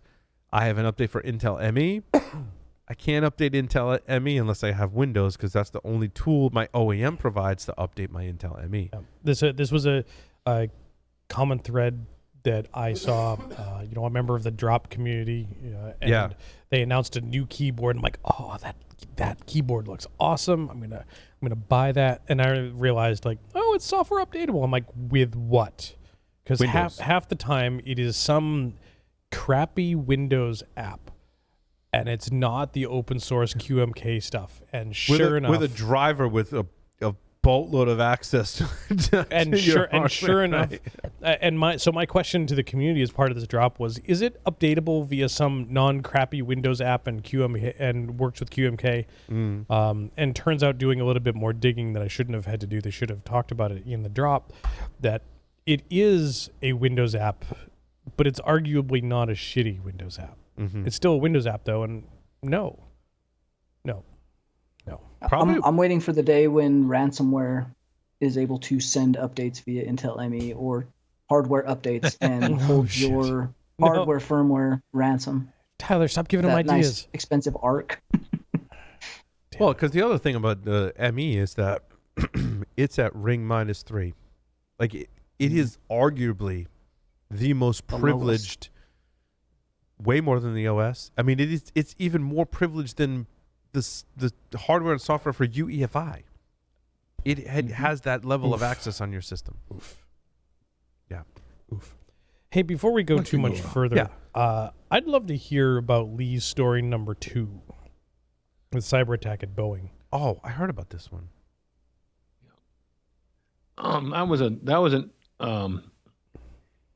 It was actually a subsidiary of Boeing's, and they provide this. They have been very vague about what the incident was. It's just some sort of attack, but it provides these critical updates for air mission bulletins for managing the plane and the routes it's taking.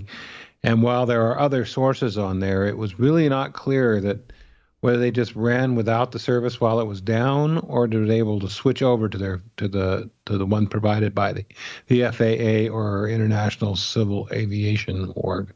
But what really caught my attention is I was reading down this article, and it says that the aviation industry is getting hit by ransomware attacks the tune of 1 a week, and that year-over-year rise attacks on the aviation industry are up 530%. Holy crap. Yeah, I was like, what the hell? Considering, I mean, we've all had negative flying experience, but in all honesty, I would expect, utter chaos at the gate, as it were. Not, things are actually pretty damn good at this level of attack. That's some serious, robust built into their systems. I know it's worldwide. I get that, but still, that's a pretty impressive resiliency story. Yep. I think one thing that might help would be if the Red Cross had some banners or something, so that we wouldn't attack those systems. We just put those banners on the plane, electronics, they'll be fine. Or the cyber components of all of the stuff for the FAA and the various... People's lives are at risk, Larry. Don't fuck with people's lives. Yeah, don't hack me, bro. Sorry, Lee. I was reading into this and I'm like that. Yeah. Well, no, it's I like I said, I just find it amazing how much is going on in terms of interruptions. But apparently I had a message that my phone ate that said there was more than just these 2 services impacted. There was actually more to it than that. So but again, didn't see a lot of canceling of flights or delays. In fact, hell, I've just recently taken a few flights that were just smooth as silk. Yep. Don't jinx yourself now. Too late. No. Too late. I love the quote at the bottom. It says, "We deployed patches." Son of a... Wow. That says a lot. We had broken software, so we fixed it with more software. Yeah. AKA, we had unpatched systems because we were able to patch those systems. Mm-hmm. Well, they had the Intel ME so they could patch the firmware. That's right. Too soon? On the plane while it's live. Never too soon. We had more hardware and software that can patch our hardware and software. Yeah. We liked hardware and software so much that we put more hardware and software in your hardware and software. Mm-hmm. We put hardware and software in your fly-by-wire hardware and software. Mm. We made the plane fly sideways. Yay! Well, I've got a friend whose son is a pilot for a commercial airline, and he switched from flying the prop jobs, the jets. And while he gets more money flying a jet, he actually got to fly the prop jobs. The others, you're kind of on autopilot. You're the operator, so to speak, not the pilot so much, right? Right. Mm. Which means what happens when it all breaks? Well, computers never fail, right?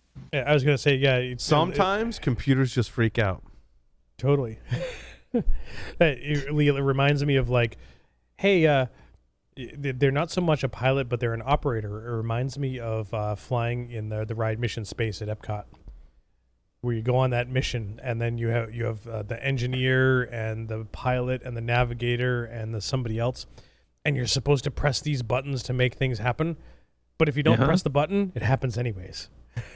Wait, is that the Millennium Falcon ride? No. Mission Space. That's at Epcot over near the new Guardians of the Galaxy stuff. Yeah. Where basically it's a centrifuge and they spin you around. It's the centrifuge one. But isn't there's like two different rides? Like one is more spinny than the other. Yeah, there's one more spinny and vomity, and then there's I did the less spinny and vomity one. Yeah, it's a spinny ride. I can't do spinny rides. Yeah, so I did the less one. It was pretty spinny and vomity. Yep. I didn't vomit, but I was dizzy. Yep. Yeah. It was pretty damn spinny. Yep. But the Guardians of the Galaxy though. Oh, I haven't really done that. That's a whole different level of fun. Oh yeah. Up and down. Oh no, different Guardians of the Galaxy ride from Disney World to different Disneyland. one over there. That's right. Yeah, so Disneyland is effectively the same ride engine that you for Tower of Terror. Correct. Disney World Better music. Is I don't know about that. The Disney World is an actual roller coaster that rotates in 360 degrees while you're riding on it. Yeah. So you could be going downhill and facing 90 degrees to the right. So you could be falling left. Yeah. Well, yeah, and I thought it was going to be vomity, and it wasn't vomity, and it was amazing. Okay. I get to ride 3 times. I gotta ride that. I get to ride 3 times. I'm special. Nice. Yes. Because Disney World still has Tower of Terror, if I remember right. Yep, Hollywood Studios does. Yeah. Yep. Yeah. I want to talk about supply chain. Cool. Imagine that. Now, I might not be. Have you heard about the issues with Pi? Yeah. I might not be talking. So do we have to talk about S-bombs and F-bombs while we're at it? Maybe. Okay, cool. This article might have mentioned it. So this article came from Cisco Talos. Which article is this one? My story number 16. 16. Probably one of the better, if not the best article that I've read on supply chain. Like, did a really good job. We talked about writing on both segments on this show. Very well written. I just want to read a quote from it, because this is one of my favorite quotes from it. So, why would an adversary spend weeks building out a cyber kill chain that includes custom malware and a complex social engineering campaign when they could compromise a software target, a vendor or partner in the supply chain, and have direct, trusted access to the primary target in a much shorter time? They won't. They will choose the path of least resistance. For this reason, the concept of an organization's attack surface has grown beyond its protected environment to include assets and entities that it does not own or control. To me, that last sentence is the best explanation of what we're talking about when we reference the supply chain. Like you said, they don't mention firmware, but this speaks to me. I mean, literally that speaks to me, that if they're not talking about firmware of some component in that supply chain, they're talking about firmware of some component in that supply chain.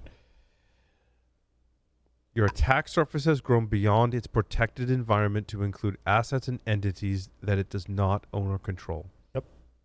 So how do you fix that though? Like, this is something I talked about today on the one of the conference talks I gave on ransomware. Like, supply chain and abusing business to business relationship is the new TTP, and this is business email compromise is actually more profitable and easier to do than doing full ransomware campaigns. So why would you not just attack business-to-business communications, inject yourself, and leverage that trust, or just the access that you gain from that trust? Like, how do you actually fix that? It depends on which aspect of supply chain we're talking about. It sounds like you're talking about like the Target HVAC hack. I'm talking about any business email. Like, so talk about Uber, right? Like, your ability to inject yourself into conversations, gain credentials, and leverage those in order to get additional information for future attacks. That's something that not many people are talking about. Like, okay, yeah, they hacked one company, they got some info, they leaked it, they got caught. What about the access and the emails and the things that they did while they were on your network for your business to business communication, your vendors, your supply chain, your procurement, your HR and insurance companies, all of those communication channels that they've now opened up and preemptively or post discovery have sent on and maybe were not discovered, and or now open up attack vectors to other verticals and other customers that you don't have any effect or can't even notify due to litigation. So exploiting the relationships within your business. Correct. Process is about the only way you can fix this. Yeah. Process and policy. In that case, yes. Because I think supply chain is an overloaded term for sure. This article covers some of it, not all of it. As Larry and I pointed out, we're like, wait, what do you mean it doesn't cover firmware? Because I think assets and entities that you don't own or control. And I think entities is relationship as well. But I also think that assets that you don't own or control speaks to firmware and hardware. Yep. That's included not just in your laptops, PCs, and servers, but like any other device that you put on your network or that is in use in your organization in some capacity. Hey, you're going to put an IoT camera in your environment, and you built the software for that firmware, but that firmware has applications that are linking to specific libraries, and you were provided a driver for the CCD module for the camera from a third-party manufacturer that contracted that to India to develop that thing, which used these other libraries and these other low-level code from the manufacturer. Like you're talking 5 or 6, 7 levels deep. Like third-party, fourth-party, fifth-party relationships that culminate to this device being in use by your organization. I'm not even going to say on your network because it could be a laptop that some remote user is working, some kind of device that ends up in your ecosystem that makes up your organization. Ecosystem is a fantastic word for it. Right. The other one that think about. Oh, go ahead, Lee. I was going to say, think about that scenario of Larry's. Now, do you have that outsourced, and whatever's in there? Do you have the expertise in-house to analyze that to determine if there was anything malicious in there? Which I expect for many is no. I mean, yeah, but that's a great point. This is why I pick on Josh about the S-bomb thing, because I don't want to poo-poo S-bombs, but I think of S-bombs as two different things. One is the S-bomb that comes with whatever I've acquired, that the provider, manufacturer, software vendor has said, hey, this is what is in the thing that you bought. Yep. And I'm like, okay, great, but like I don't really trust you. Like, to be like quite honest, like right. I only trust that. But I have a lower level. So I have a high degree of trust of that. So I bought this thing from you and gave me a S-bomb, but what did you buy that is in this product that has an S-bomb? I hate the ingredient label analogy, but in this case, I'll use it to describe why I don't trust the S-bomb that comes with whatever I've acquired. That's because if you've ever, like, raise your hand if you've ever read a label for something that's like, oh, that's what's in it is like this thing and other herbs and spices. And I'm like, I don't know if I've ever seen other herbs and spices, and I get the intellectual property, but what I have seen is like, oh, this contains pasta and cheese, and then they break down cheese into their constituent components. Like, right. But they may also have like the other herbs and spices, other artificial flavors, other something that they're very non-specific about. And I'm like, what is that? Right. Exactly. Then it's just one thing why I wouldn't trust it. The other S-bomb is the one that I create. To speak what I believe Lee was just talking about is that I've acquired this thing that is ultimately an asset, and I'm going to rip it apart with the help of open source or commercial tools. I'm going to rip it apart, create my own S-bomb, right? And I'm going to keep both of them, and that's going to keep my supplier in check, and that's going to keep the security of my own network, right? Because maybe they match and that's cool, but it's all about how I use that S-bomb. And really what I'm after is, how do I use that S-bomb? Let's say I've acquired 10,000 Dell laptops of a particular model. I want to get an S-bomb or information about the components inside of all those laptops. And I want to know, like, tell me about the ones that don't match, like which one of these don't match the other. Which one of these things Which one of these Dell laptops has an Intel ME that says it's the same version, but the signature or hash of the firmware on 3 of them doesn't match the other 9,997 of them. Yep. That's what I want to know. That's what I want out of an SBOM. Yeah. I think one other one that, one of the things I was saying, like, your dude, we heard you like S-bombs, so we put S-bombs in your S-bombs. Yeah. Like, this could very quickly turn into how many layers does your S-bomb go? Transient dependencies is what we're talking about here. And what was the movie? Starts with an I. But it's your cheese. But that's your cheese. But that's your cheese. That's your cheese and your ingredient. Oh, I include cheese. Well, what's in my cheese? Yeah. There's another list of ingredients. Yeah, and then like one of them is milk. Like, where did you get your milk from? What's in the milk? Yep. So, Inception. Like, how many layers does your S-bomb need to go? Correct. Yeah, is the grain sprayed where the cow eats the grain, and is that soil a regenerative, whatever, eco-friendly, biodiversity we go environment? through with meat. Yeah, like it's grain-fed. Well, what's in the grain, and then what are the components of what's in the grain? Yeah, that what's feeds fertilizer? the cows. What's sprayed? How is that cow feeling? Right? I mean, that's always. Dude, I had a plant-based burger the other day. Was it delicious? Do you know what kind of plant it was made out of? Cow? Meat processing plant. Yep. So my take on this is we mentioned cooking in the show, and I've heard many experts weigh in on this, and I've adopted this kind of philosophy that the meat that you eat, that animal should have one bad day in its life. Really, one moment. A bad moment in that, like, it should be grazing in the field, living its best life until it has one bad day. And what bad day is that? When it gets slaughtered. That moment when it gets slaughtered. I'd argue that shouldn't be a bad day. That it shouldn't even know it happens, and it should be. Hey, like it's a switch. Well, we're gonna modify cows so that they're happy about being slaughtered, and then we're gonna further extend it so they'll actually be able to tell us that that's fine. Or we're just gonna piss off too many orgs today. Like we already have Red Cross. Well, no, mad at us. Tyler. The other flip side of that is, I believe it's an Israeli company that is 3D printing meat. Mm-hmm. Now that sounds weird when we talked about this on the show before, right? Like it sounds weird on the surface. Like no, they're actually like growing stem cells. Like it's 3D That's sustainable food, though. That's the future.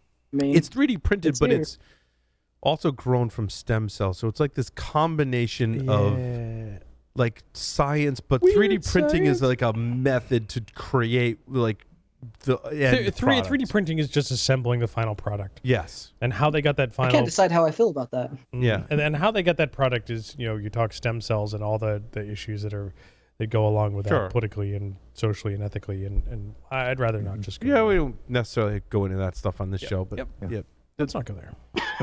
But now think about the supply chain and the hacking potentials in there. If that is the process and it's using technology and hackers get in there, change the recipe, hack the 3D printer, what could you do?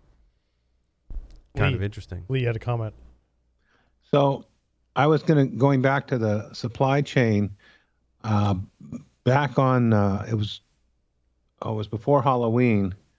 The NSA, CISA, ODNI published this enduring security framework. I can't speak. Talking about that, and what I thought they did that was clever is they broke, the software supply chain concerns into 3 pieces. You had the developer, you had the supplier or vendor, and then you had the consumer, as in your company or whatever, you, because they all have different aspects you got to worry about. And there was including some parts of that where you got to hold that supplier accountable for making sure they're supplying, genuine, good, updated products from reputable sources. Oh, which I thought was interesting. Good point, Lee. I want to go back to the article. 2 things. One, Craig Jackson, Alexis Merritt are the authors of this article. Fantastic job. Well done. Like, extremely awesome. The other, to speak to your point, Lee, there's another quote that I pulled from the article that also kind of speaks to what Larry was saying about the transient kind of dependencies. They articulated this very well. Yeah. They state, visibility beyond that first degree of separation begins to get hazy, and an organization may not have knowledge of its supply chain at all beyond the second degree of separation. This leaves security teams with the elusive task of managing a set of risks about which little is known. Wow, that last sentence, leaves security teams with the elusive task of managing a set of risks about which little is known. That's the problem. When we talk about the supply chain inside the supply chain inside the supply chain, the Inception analogy you made. Tap, tap, tap, wake up. The top is still spinning. Yes. Or exactly. The top is still spinning. Yes. Yeah. Awesome. That is an amazing, if you haven't seen Inception. Oh, great movie. An amazing movie. I argue that, you take the Matrix trilogy now and you think about... But have you seen it on weed, man? Yeah, exactly. But have you seen it on weed? And you think about how deep that story goes and how many analogies. Goes deep, man. Totally, you should see it on weed. Do the same for Inception. Go see it on weed. I mean, but there's so much there and so many analogies and parallels to other things. Amazing stuff. Amazing story. Yeah. Pwned balancers commandeering F5 and Citrix for persistent access in C2. This comes from one of my coworkers. I had the honor and the privilege of being Nate's copy editor on this article. So I read every single line and I was impressed. I was like, Nate, you did some awesome research here, man. This is really cool.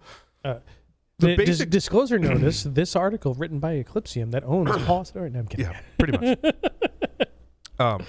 But this research is very independent, right? Totally.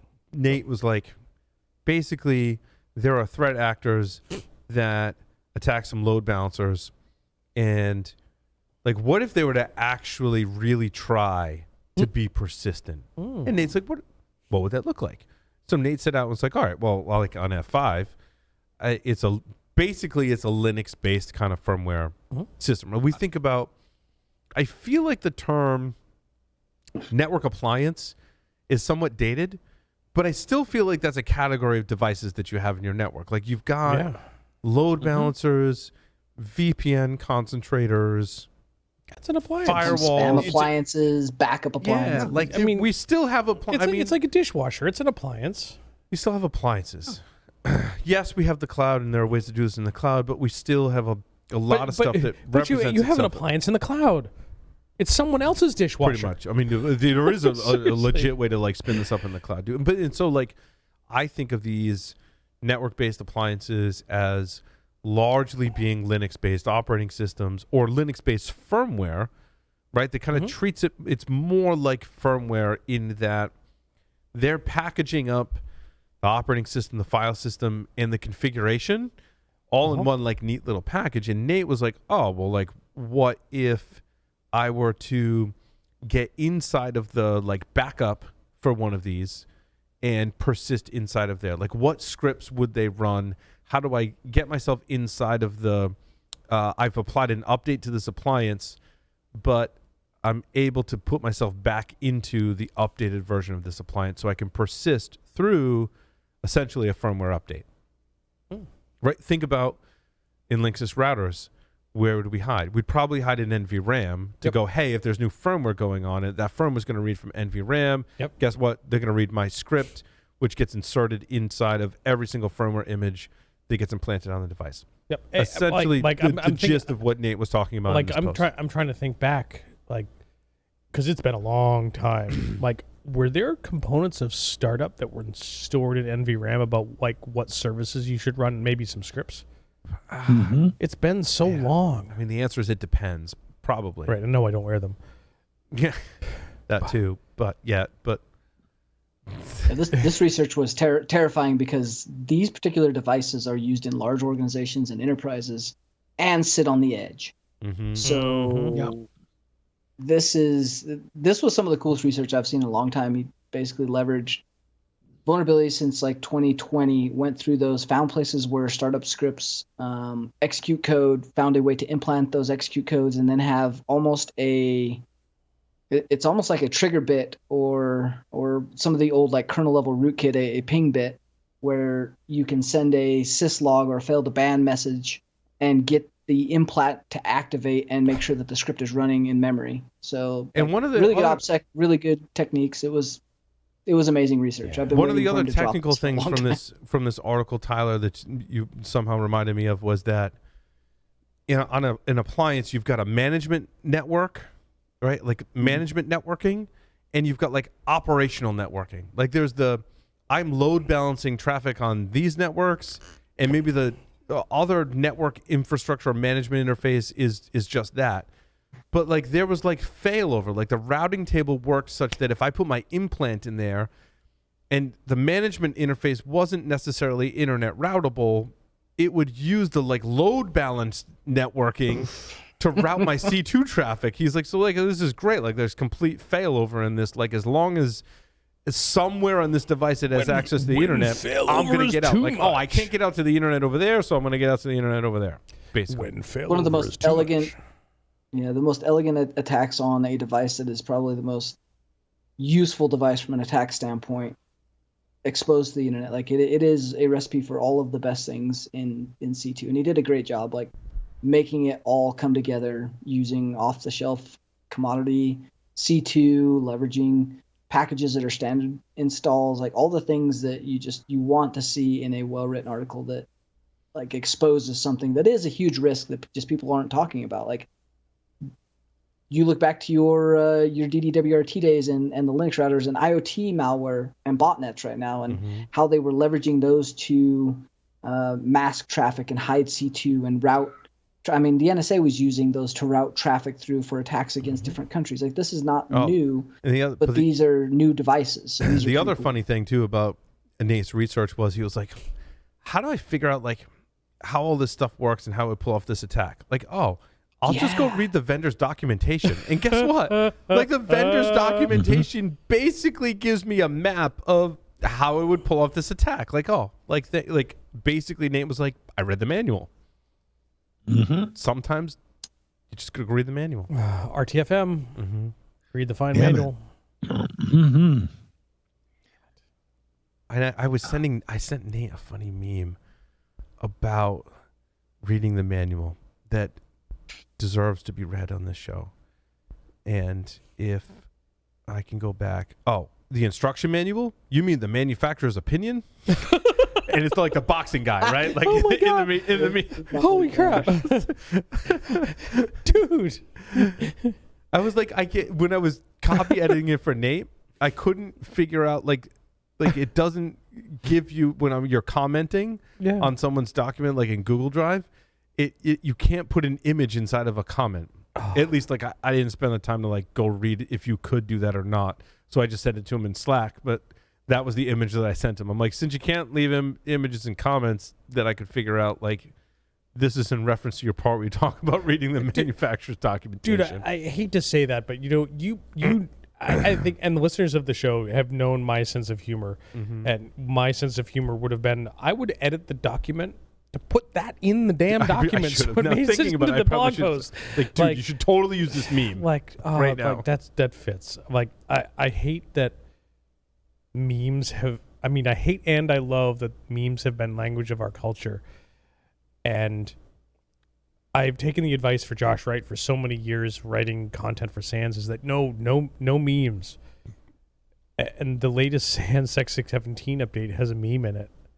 Like we had to break that mold because the meme is true and it's right and it's spot on. The question. I think it was my first presentation for Eclipsium on the meme front. Is my story number 13. So real quick, Lee had a comment there. Go ahead, Lee. So I want to know when you're going to get a meme from Josh you put in courseware. Oh, was that mean? No, that's called challenge accepted. Like that's gonna be tough. Like, you got to meme appropriately. Yep. I know somebody will give them a hard time if you pull it off. You. Yeah, of course. Yep. So the meme thing's pretty funny because the first presentation that I created when I was at Eclipsium is firmware enumeration using open source tools. Yeah. And I updated that presentation and presented it to the Black Hills Information Security audience on one of their webcasts last week. Yeah. Last week. I'm sorry I missed it. And that is, if you missed it, story number 13 takes you right to the YouTube. That's awesome. I mean, I'm sorry I missed it. I mean, it was literally my first week at a new company, so Yeah. I got an excuse, right? Yeah. So, I mean, you should in your line of work, certainly now, Larry, right? Go check that out. I covered a lot of ground. Like, I probably had to go fast because of the amount of material. Like, I probably should have done two hours as opposed to 1 because I cover secure boot, Intel ME, and SPY flash protections. And an hour is, as I've learned, not enough to truly dig into all 3 of those. You should have had an hour for each one of those. Yeah, it is an hour, at least an hour for each one of those. Yeah. I mean, we have multi-day long trainings that talk about this kind of stuff. Yeah. So, yep. But that's there. Make sure you have the video and the slides are available as well. And if you're interested in that topic, make sure you go. And I have an expert I out, can ask questions on. Yeah, exactly. Spend some time. I'll reach out to John. Spend some time. I'm kidding.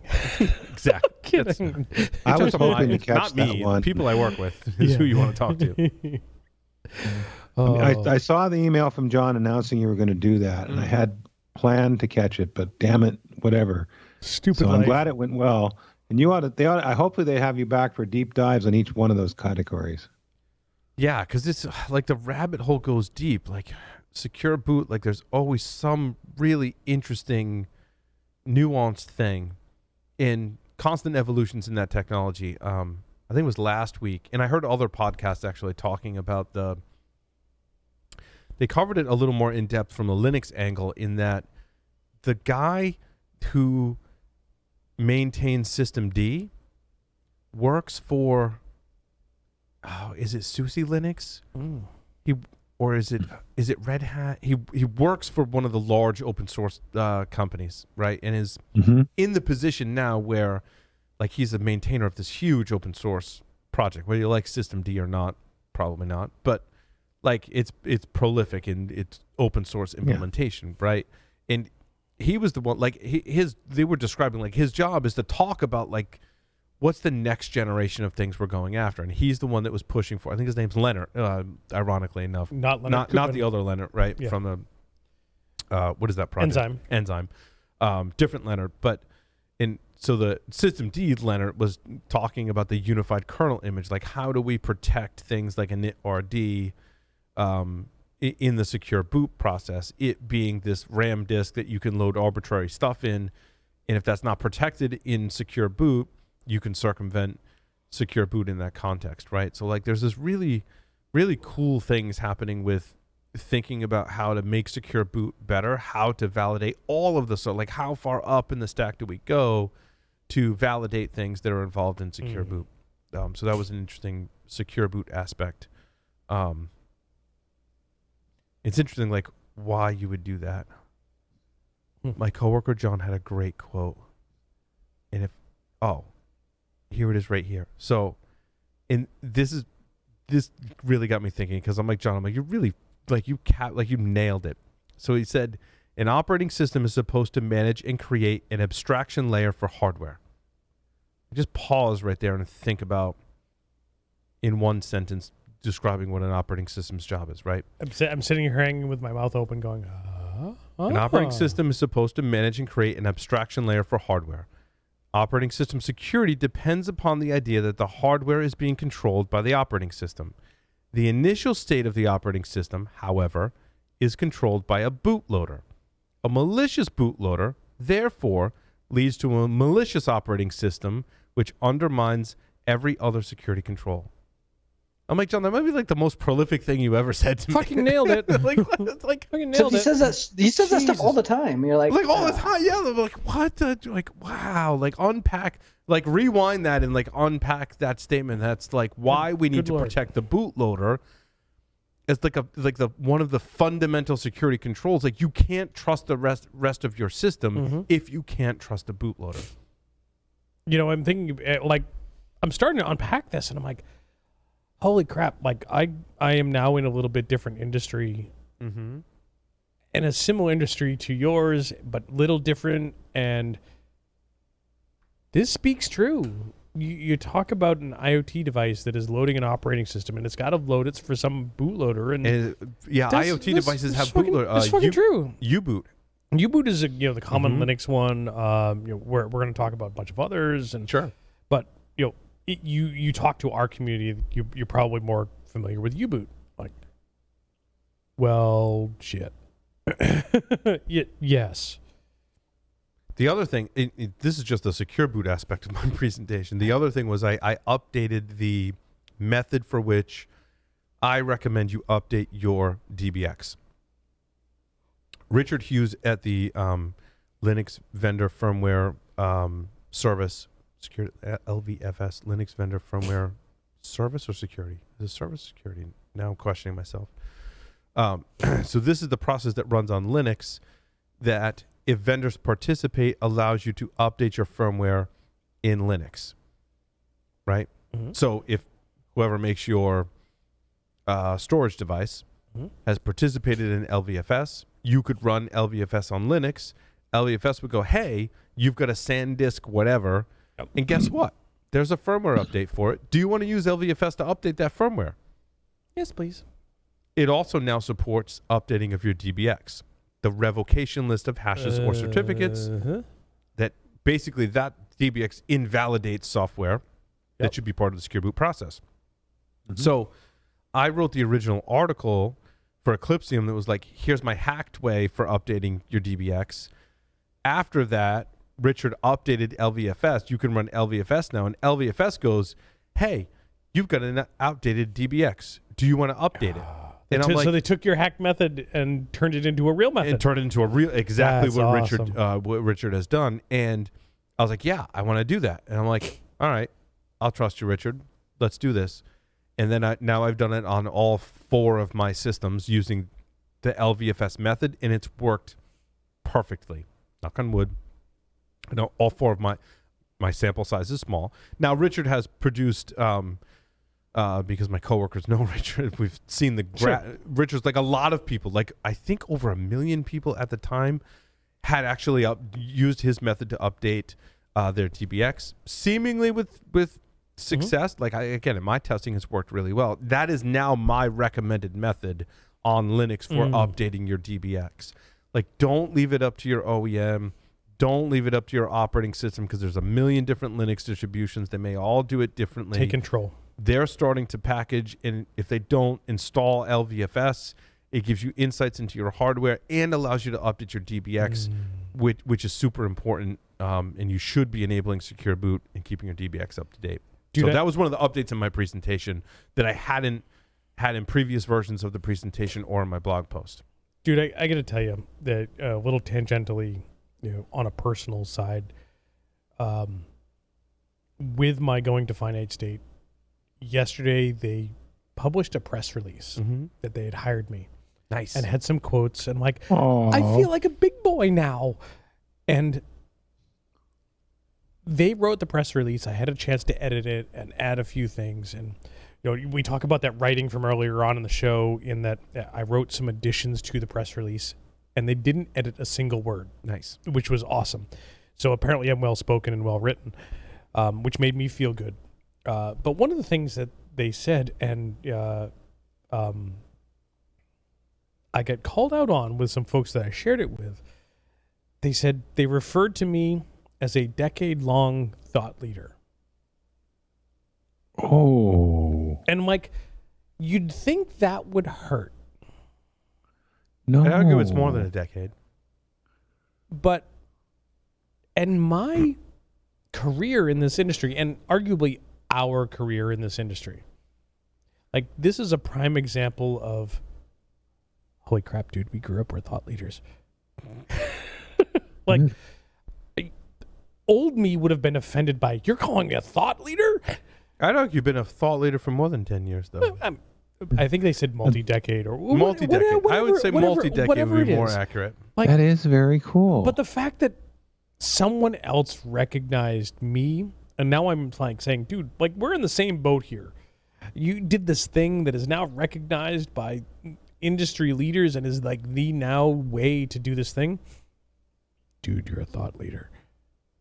Yeah, but I think a lot of that, I think that's awesome, first of all. But like also I think it's because like all of us, not just Larry and I, right? Yeah. But Lee, Tyler, all of us on the show, like we care. We do. Right? Like it's not about anything else but like my example with like making sure your DBX is up to date. Like, dude, I don't care. Like check yourself before you wreck yourself. Yeah, like right? Just do it. This is something that you should, this betters the security as a whole. And like we should do that, and like I want to make sure I evangelize that in my position, like because and not only because I feel very passionately about these issues, and specifically with firmware, these really like esoteric issues. Like that's where I love to play in, is like those esoteric. This was in a dusty corner kind of thing, and I want to shine a light on that and be like, look, this corner is really dusty. You need to clean it up. Yep, that was me with metadata. Like this corner is new, but it's freaking dusty. Go clean it up. And damn it, firmware is really. If dusty. only there was a company that was doing this research and provided a nice product for it. Man, if only that company would release a community version so everyone could get the word out and know about these risks and vulnerabilities. Yeah, that'll never happen. Yeah, there's stuff I can't talk about publicly. Multiple things that I love you. Hopefully will come to light. I've only been there a week, so I don't know those deep dark secrets yet, Tyler. I apologize. I'm not internal, so I don't know any of them either. I just keep pushing them. Tyler, you're about as internal as I am right about now. I did my I-9 documents, and yeah. I got on board. The funny thing about your reaction to that story is the other day, for whatever reason, we watched the old movie called Will Success Spoil Rock Hunter? And there's a scene where they give him his first key to the executive washroom, and he's slightly tearing up. I'm an executive now. Like, yeah, I'm a thought leader now. Yeah, you're a thought leader. We've all known it for a while. I've been recognized as a thought leader, and Paul, I'm recognizing you as a thought leader, whether it's in a press release or not. It's a large burden to carry. Somebody. It is. Right. My story's 18 through 23. Useless. Don't bother. No, kidding. I know, right? I hate to do them a disservice by not like fully writing them up and covering them on the show, but I did do the thing in our internal software where I put them towards the end as like I didn't have the time or the cycles. Oh, this looks interesting. I ran out of cycles to process. And I was like, we only have a certain limited amount of time, which we're getting pretty close to here at the end of the show, right? Where we don't have time for all of them. That's not to say you shouldn't go read them. And I want to encourage our audience to go to our show notes pages and like recognize the ones that we wrote up, certainly, but like there's also stuff that like I thought was important that like I maybe just didn't get to. Like maybe we should have covered them on the show. And send us feedback. Like hit us up on social media. Like my Twitter DMs are open. Like you can find it's at Security Weekly, at Hacks. Like you can find us Hacks of the Matrix on Twitter. Yep. If you're still using that thing. Or we just start publishing our Mastodon. We'll get there. Up for that. We'll get there. However you want to try and get a hold of us, right? Like the email addresses for each show are on the website. So if you're like, I really want to hear your thoughts on this or like whatever. We can go back to it. Yeah, let us know. So like there was practical client-side path traversal attacks, which I thought was really interesting research that I think was... So, I think one of the... Was this Electron apps? I think so. Yeah, JavaScript code on the client side, which would largely be Electron as the framework for doing that. Like awesome research that I'd like just... Yep. I think where you're really going with this, Paul, is that if you are listening to the show, please do go check out the show notes for these episodes, the blog posts for these episodes, because there are stories that we add in many cases that we don't get to cover because of time. Yes. Because we thought that they were interesting. Yeah. 0 days are exploited on a massive scale in increasingly shorter time frames.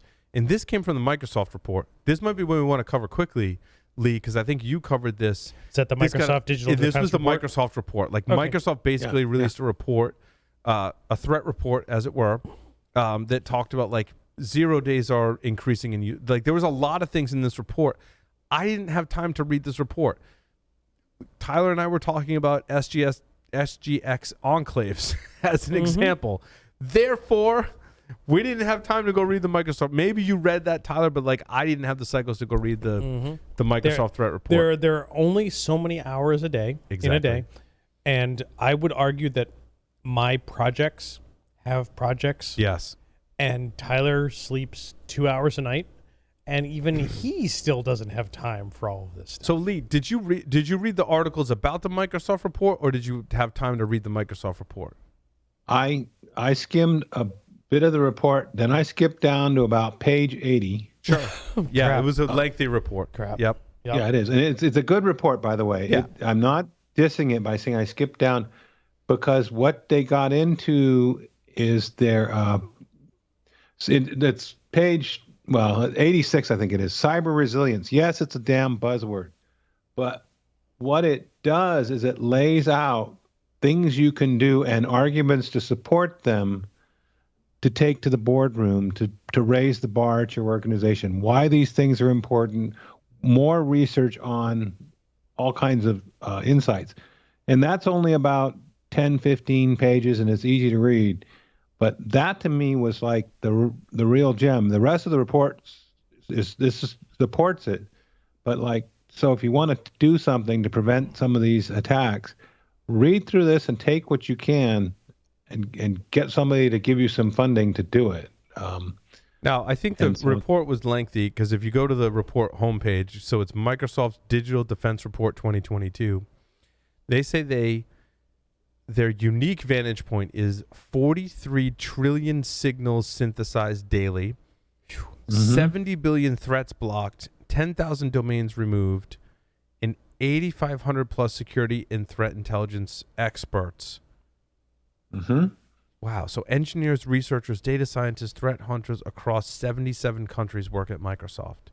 And this is kind of the culmination of hence the lengthy report, a lot of the insights that came from it. It got a lot of press coverage, and something I think we should probably all go read. Given, again, their unique vantage point, I think is fair. I think it's a fair point.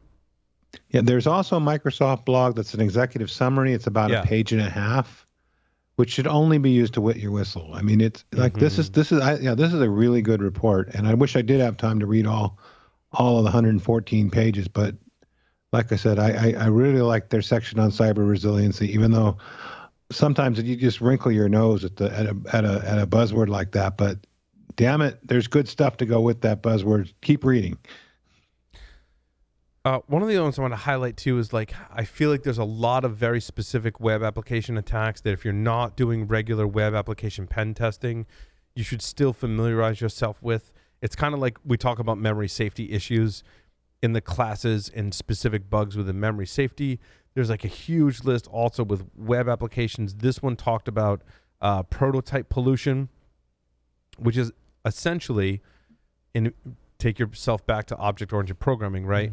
JavaScript's dynamic property assignment feature to make global changes to critical objects. And that feature is what is abused in the attack called prototype pollution. And there is a specific instance in Ember.js that they talk about in this article. Portswigger's Daily Swig also has an article that talks generically about prototype pollution. Again, if this like isn't in your... There's a lot of web app testers going like, yeah, like prototype pollution, like that's my jam. Like I look at that all the time. If you're not, familiarize yourself with that. Like I feel like take the opportunity to go, oh, like I've heard of that, but I haven't quite like grokked it fully and done a deep dive. Yeah, I like because I liken this to BSD Bandits. Like I'm going to read a man page a day. I feel like there's like a bug class a week, maybe, that you should also be familiarizing yourself with, so that like the next time it comes up, like, oh, I remember that attack because I spent that hour or two that one day, and I read about prototype pollution and understood it and grokked it. The problem is with you, Paul, that the man page that you read every week is always man finger. Yes.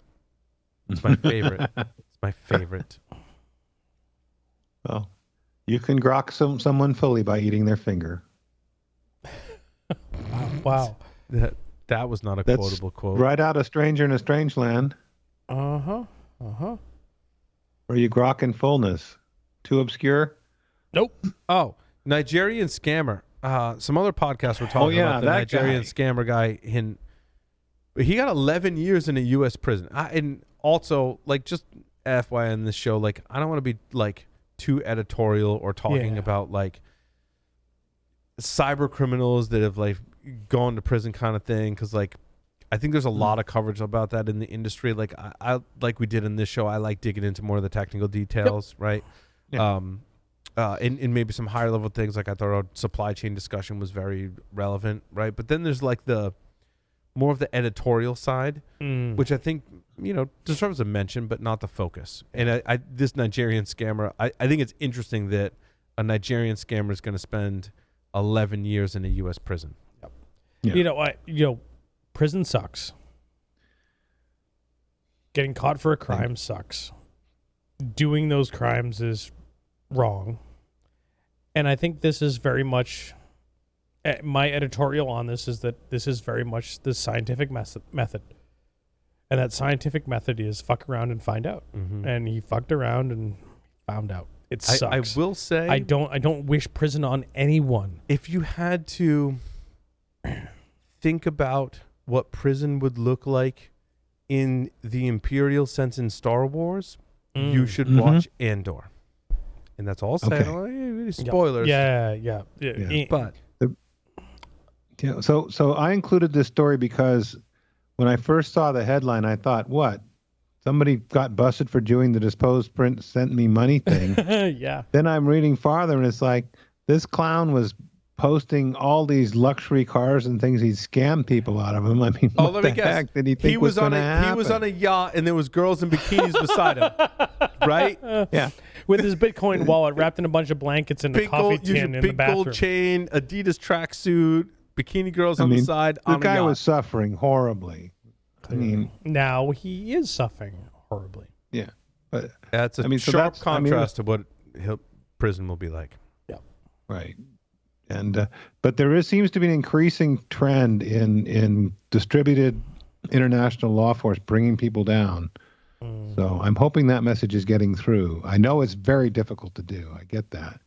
But I'm hearing more success stories on that front. So I can be optimistic, right? Or is it naive? I'm hoping it's optimistic. I think the fact that why not both? U.S. law enforcement went back 10 years into the blockchain and found someone that's I still think that that's resonating with me. The long arm of the law. Yes. All righty. So Sam is giving us the cutoff notice here that we should probably. Oh, we're done. I was done. I didn't have anything else. Hey. I didn't have anything else. Unless anyone else had anything else, I didn't have anything else. It was a great show. Thank you, everyone, for listening and watching. Larry, take us out. Over and out of here.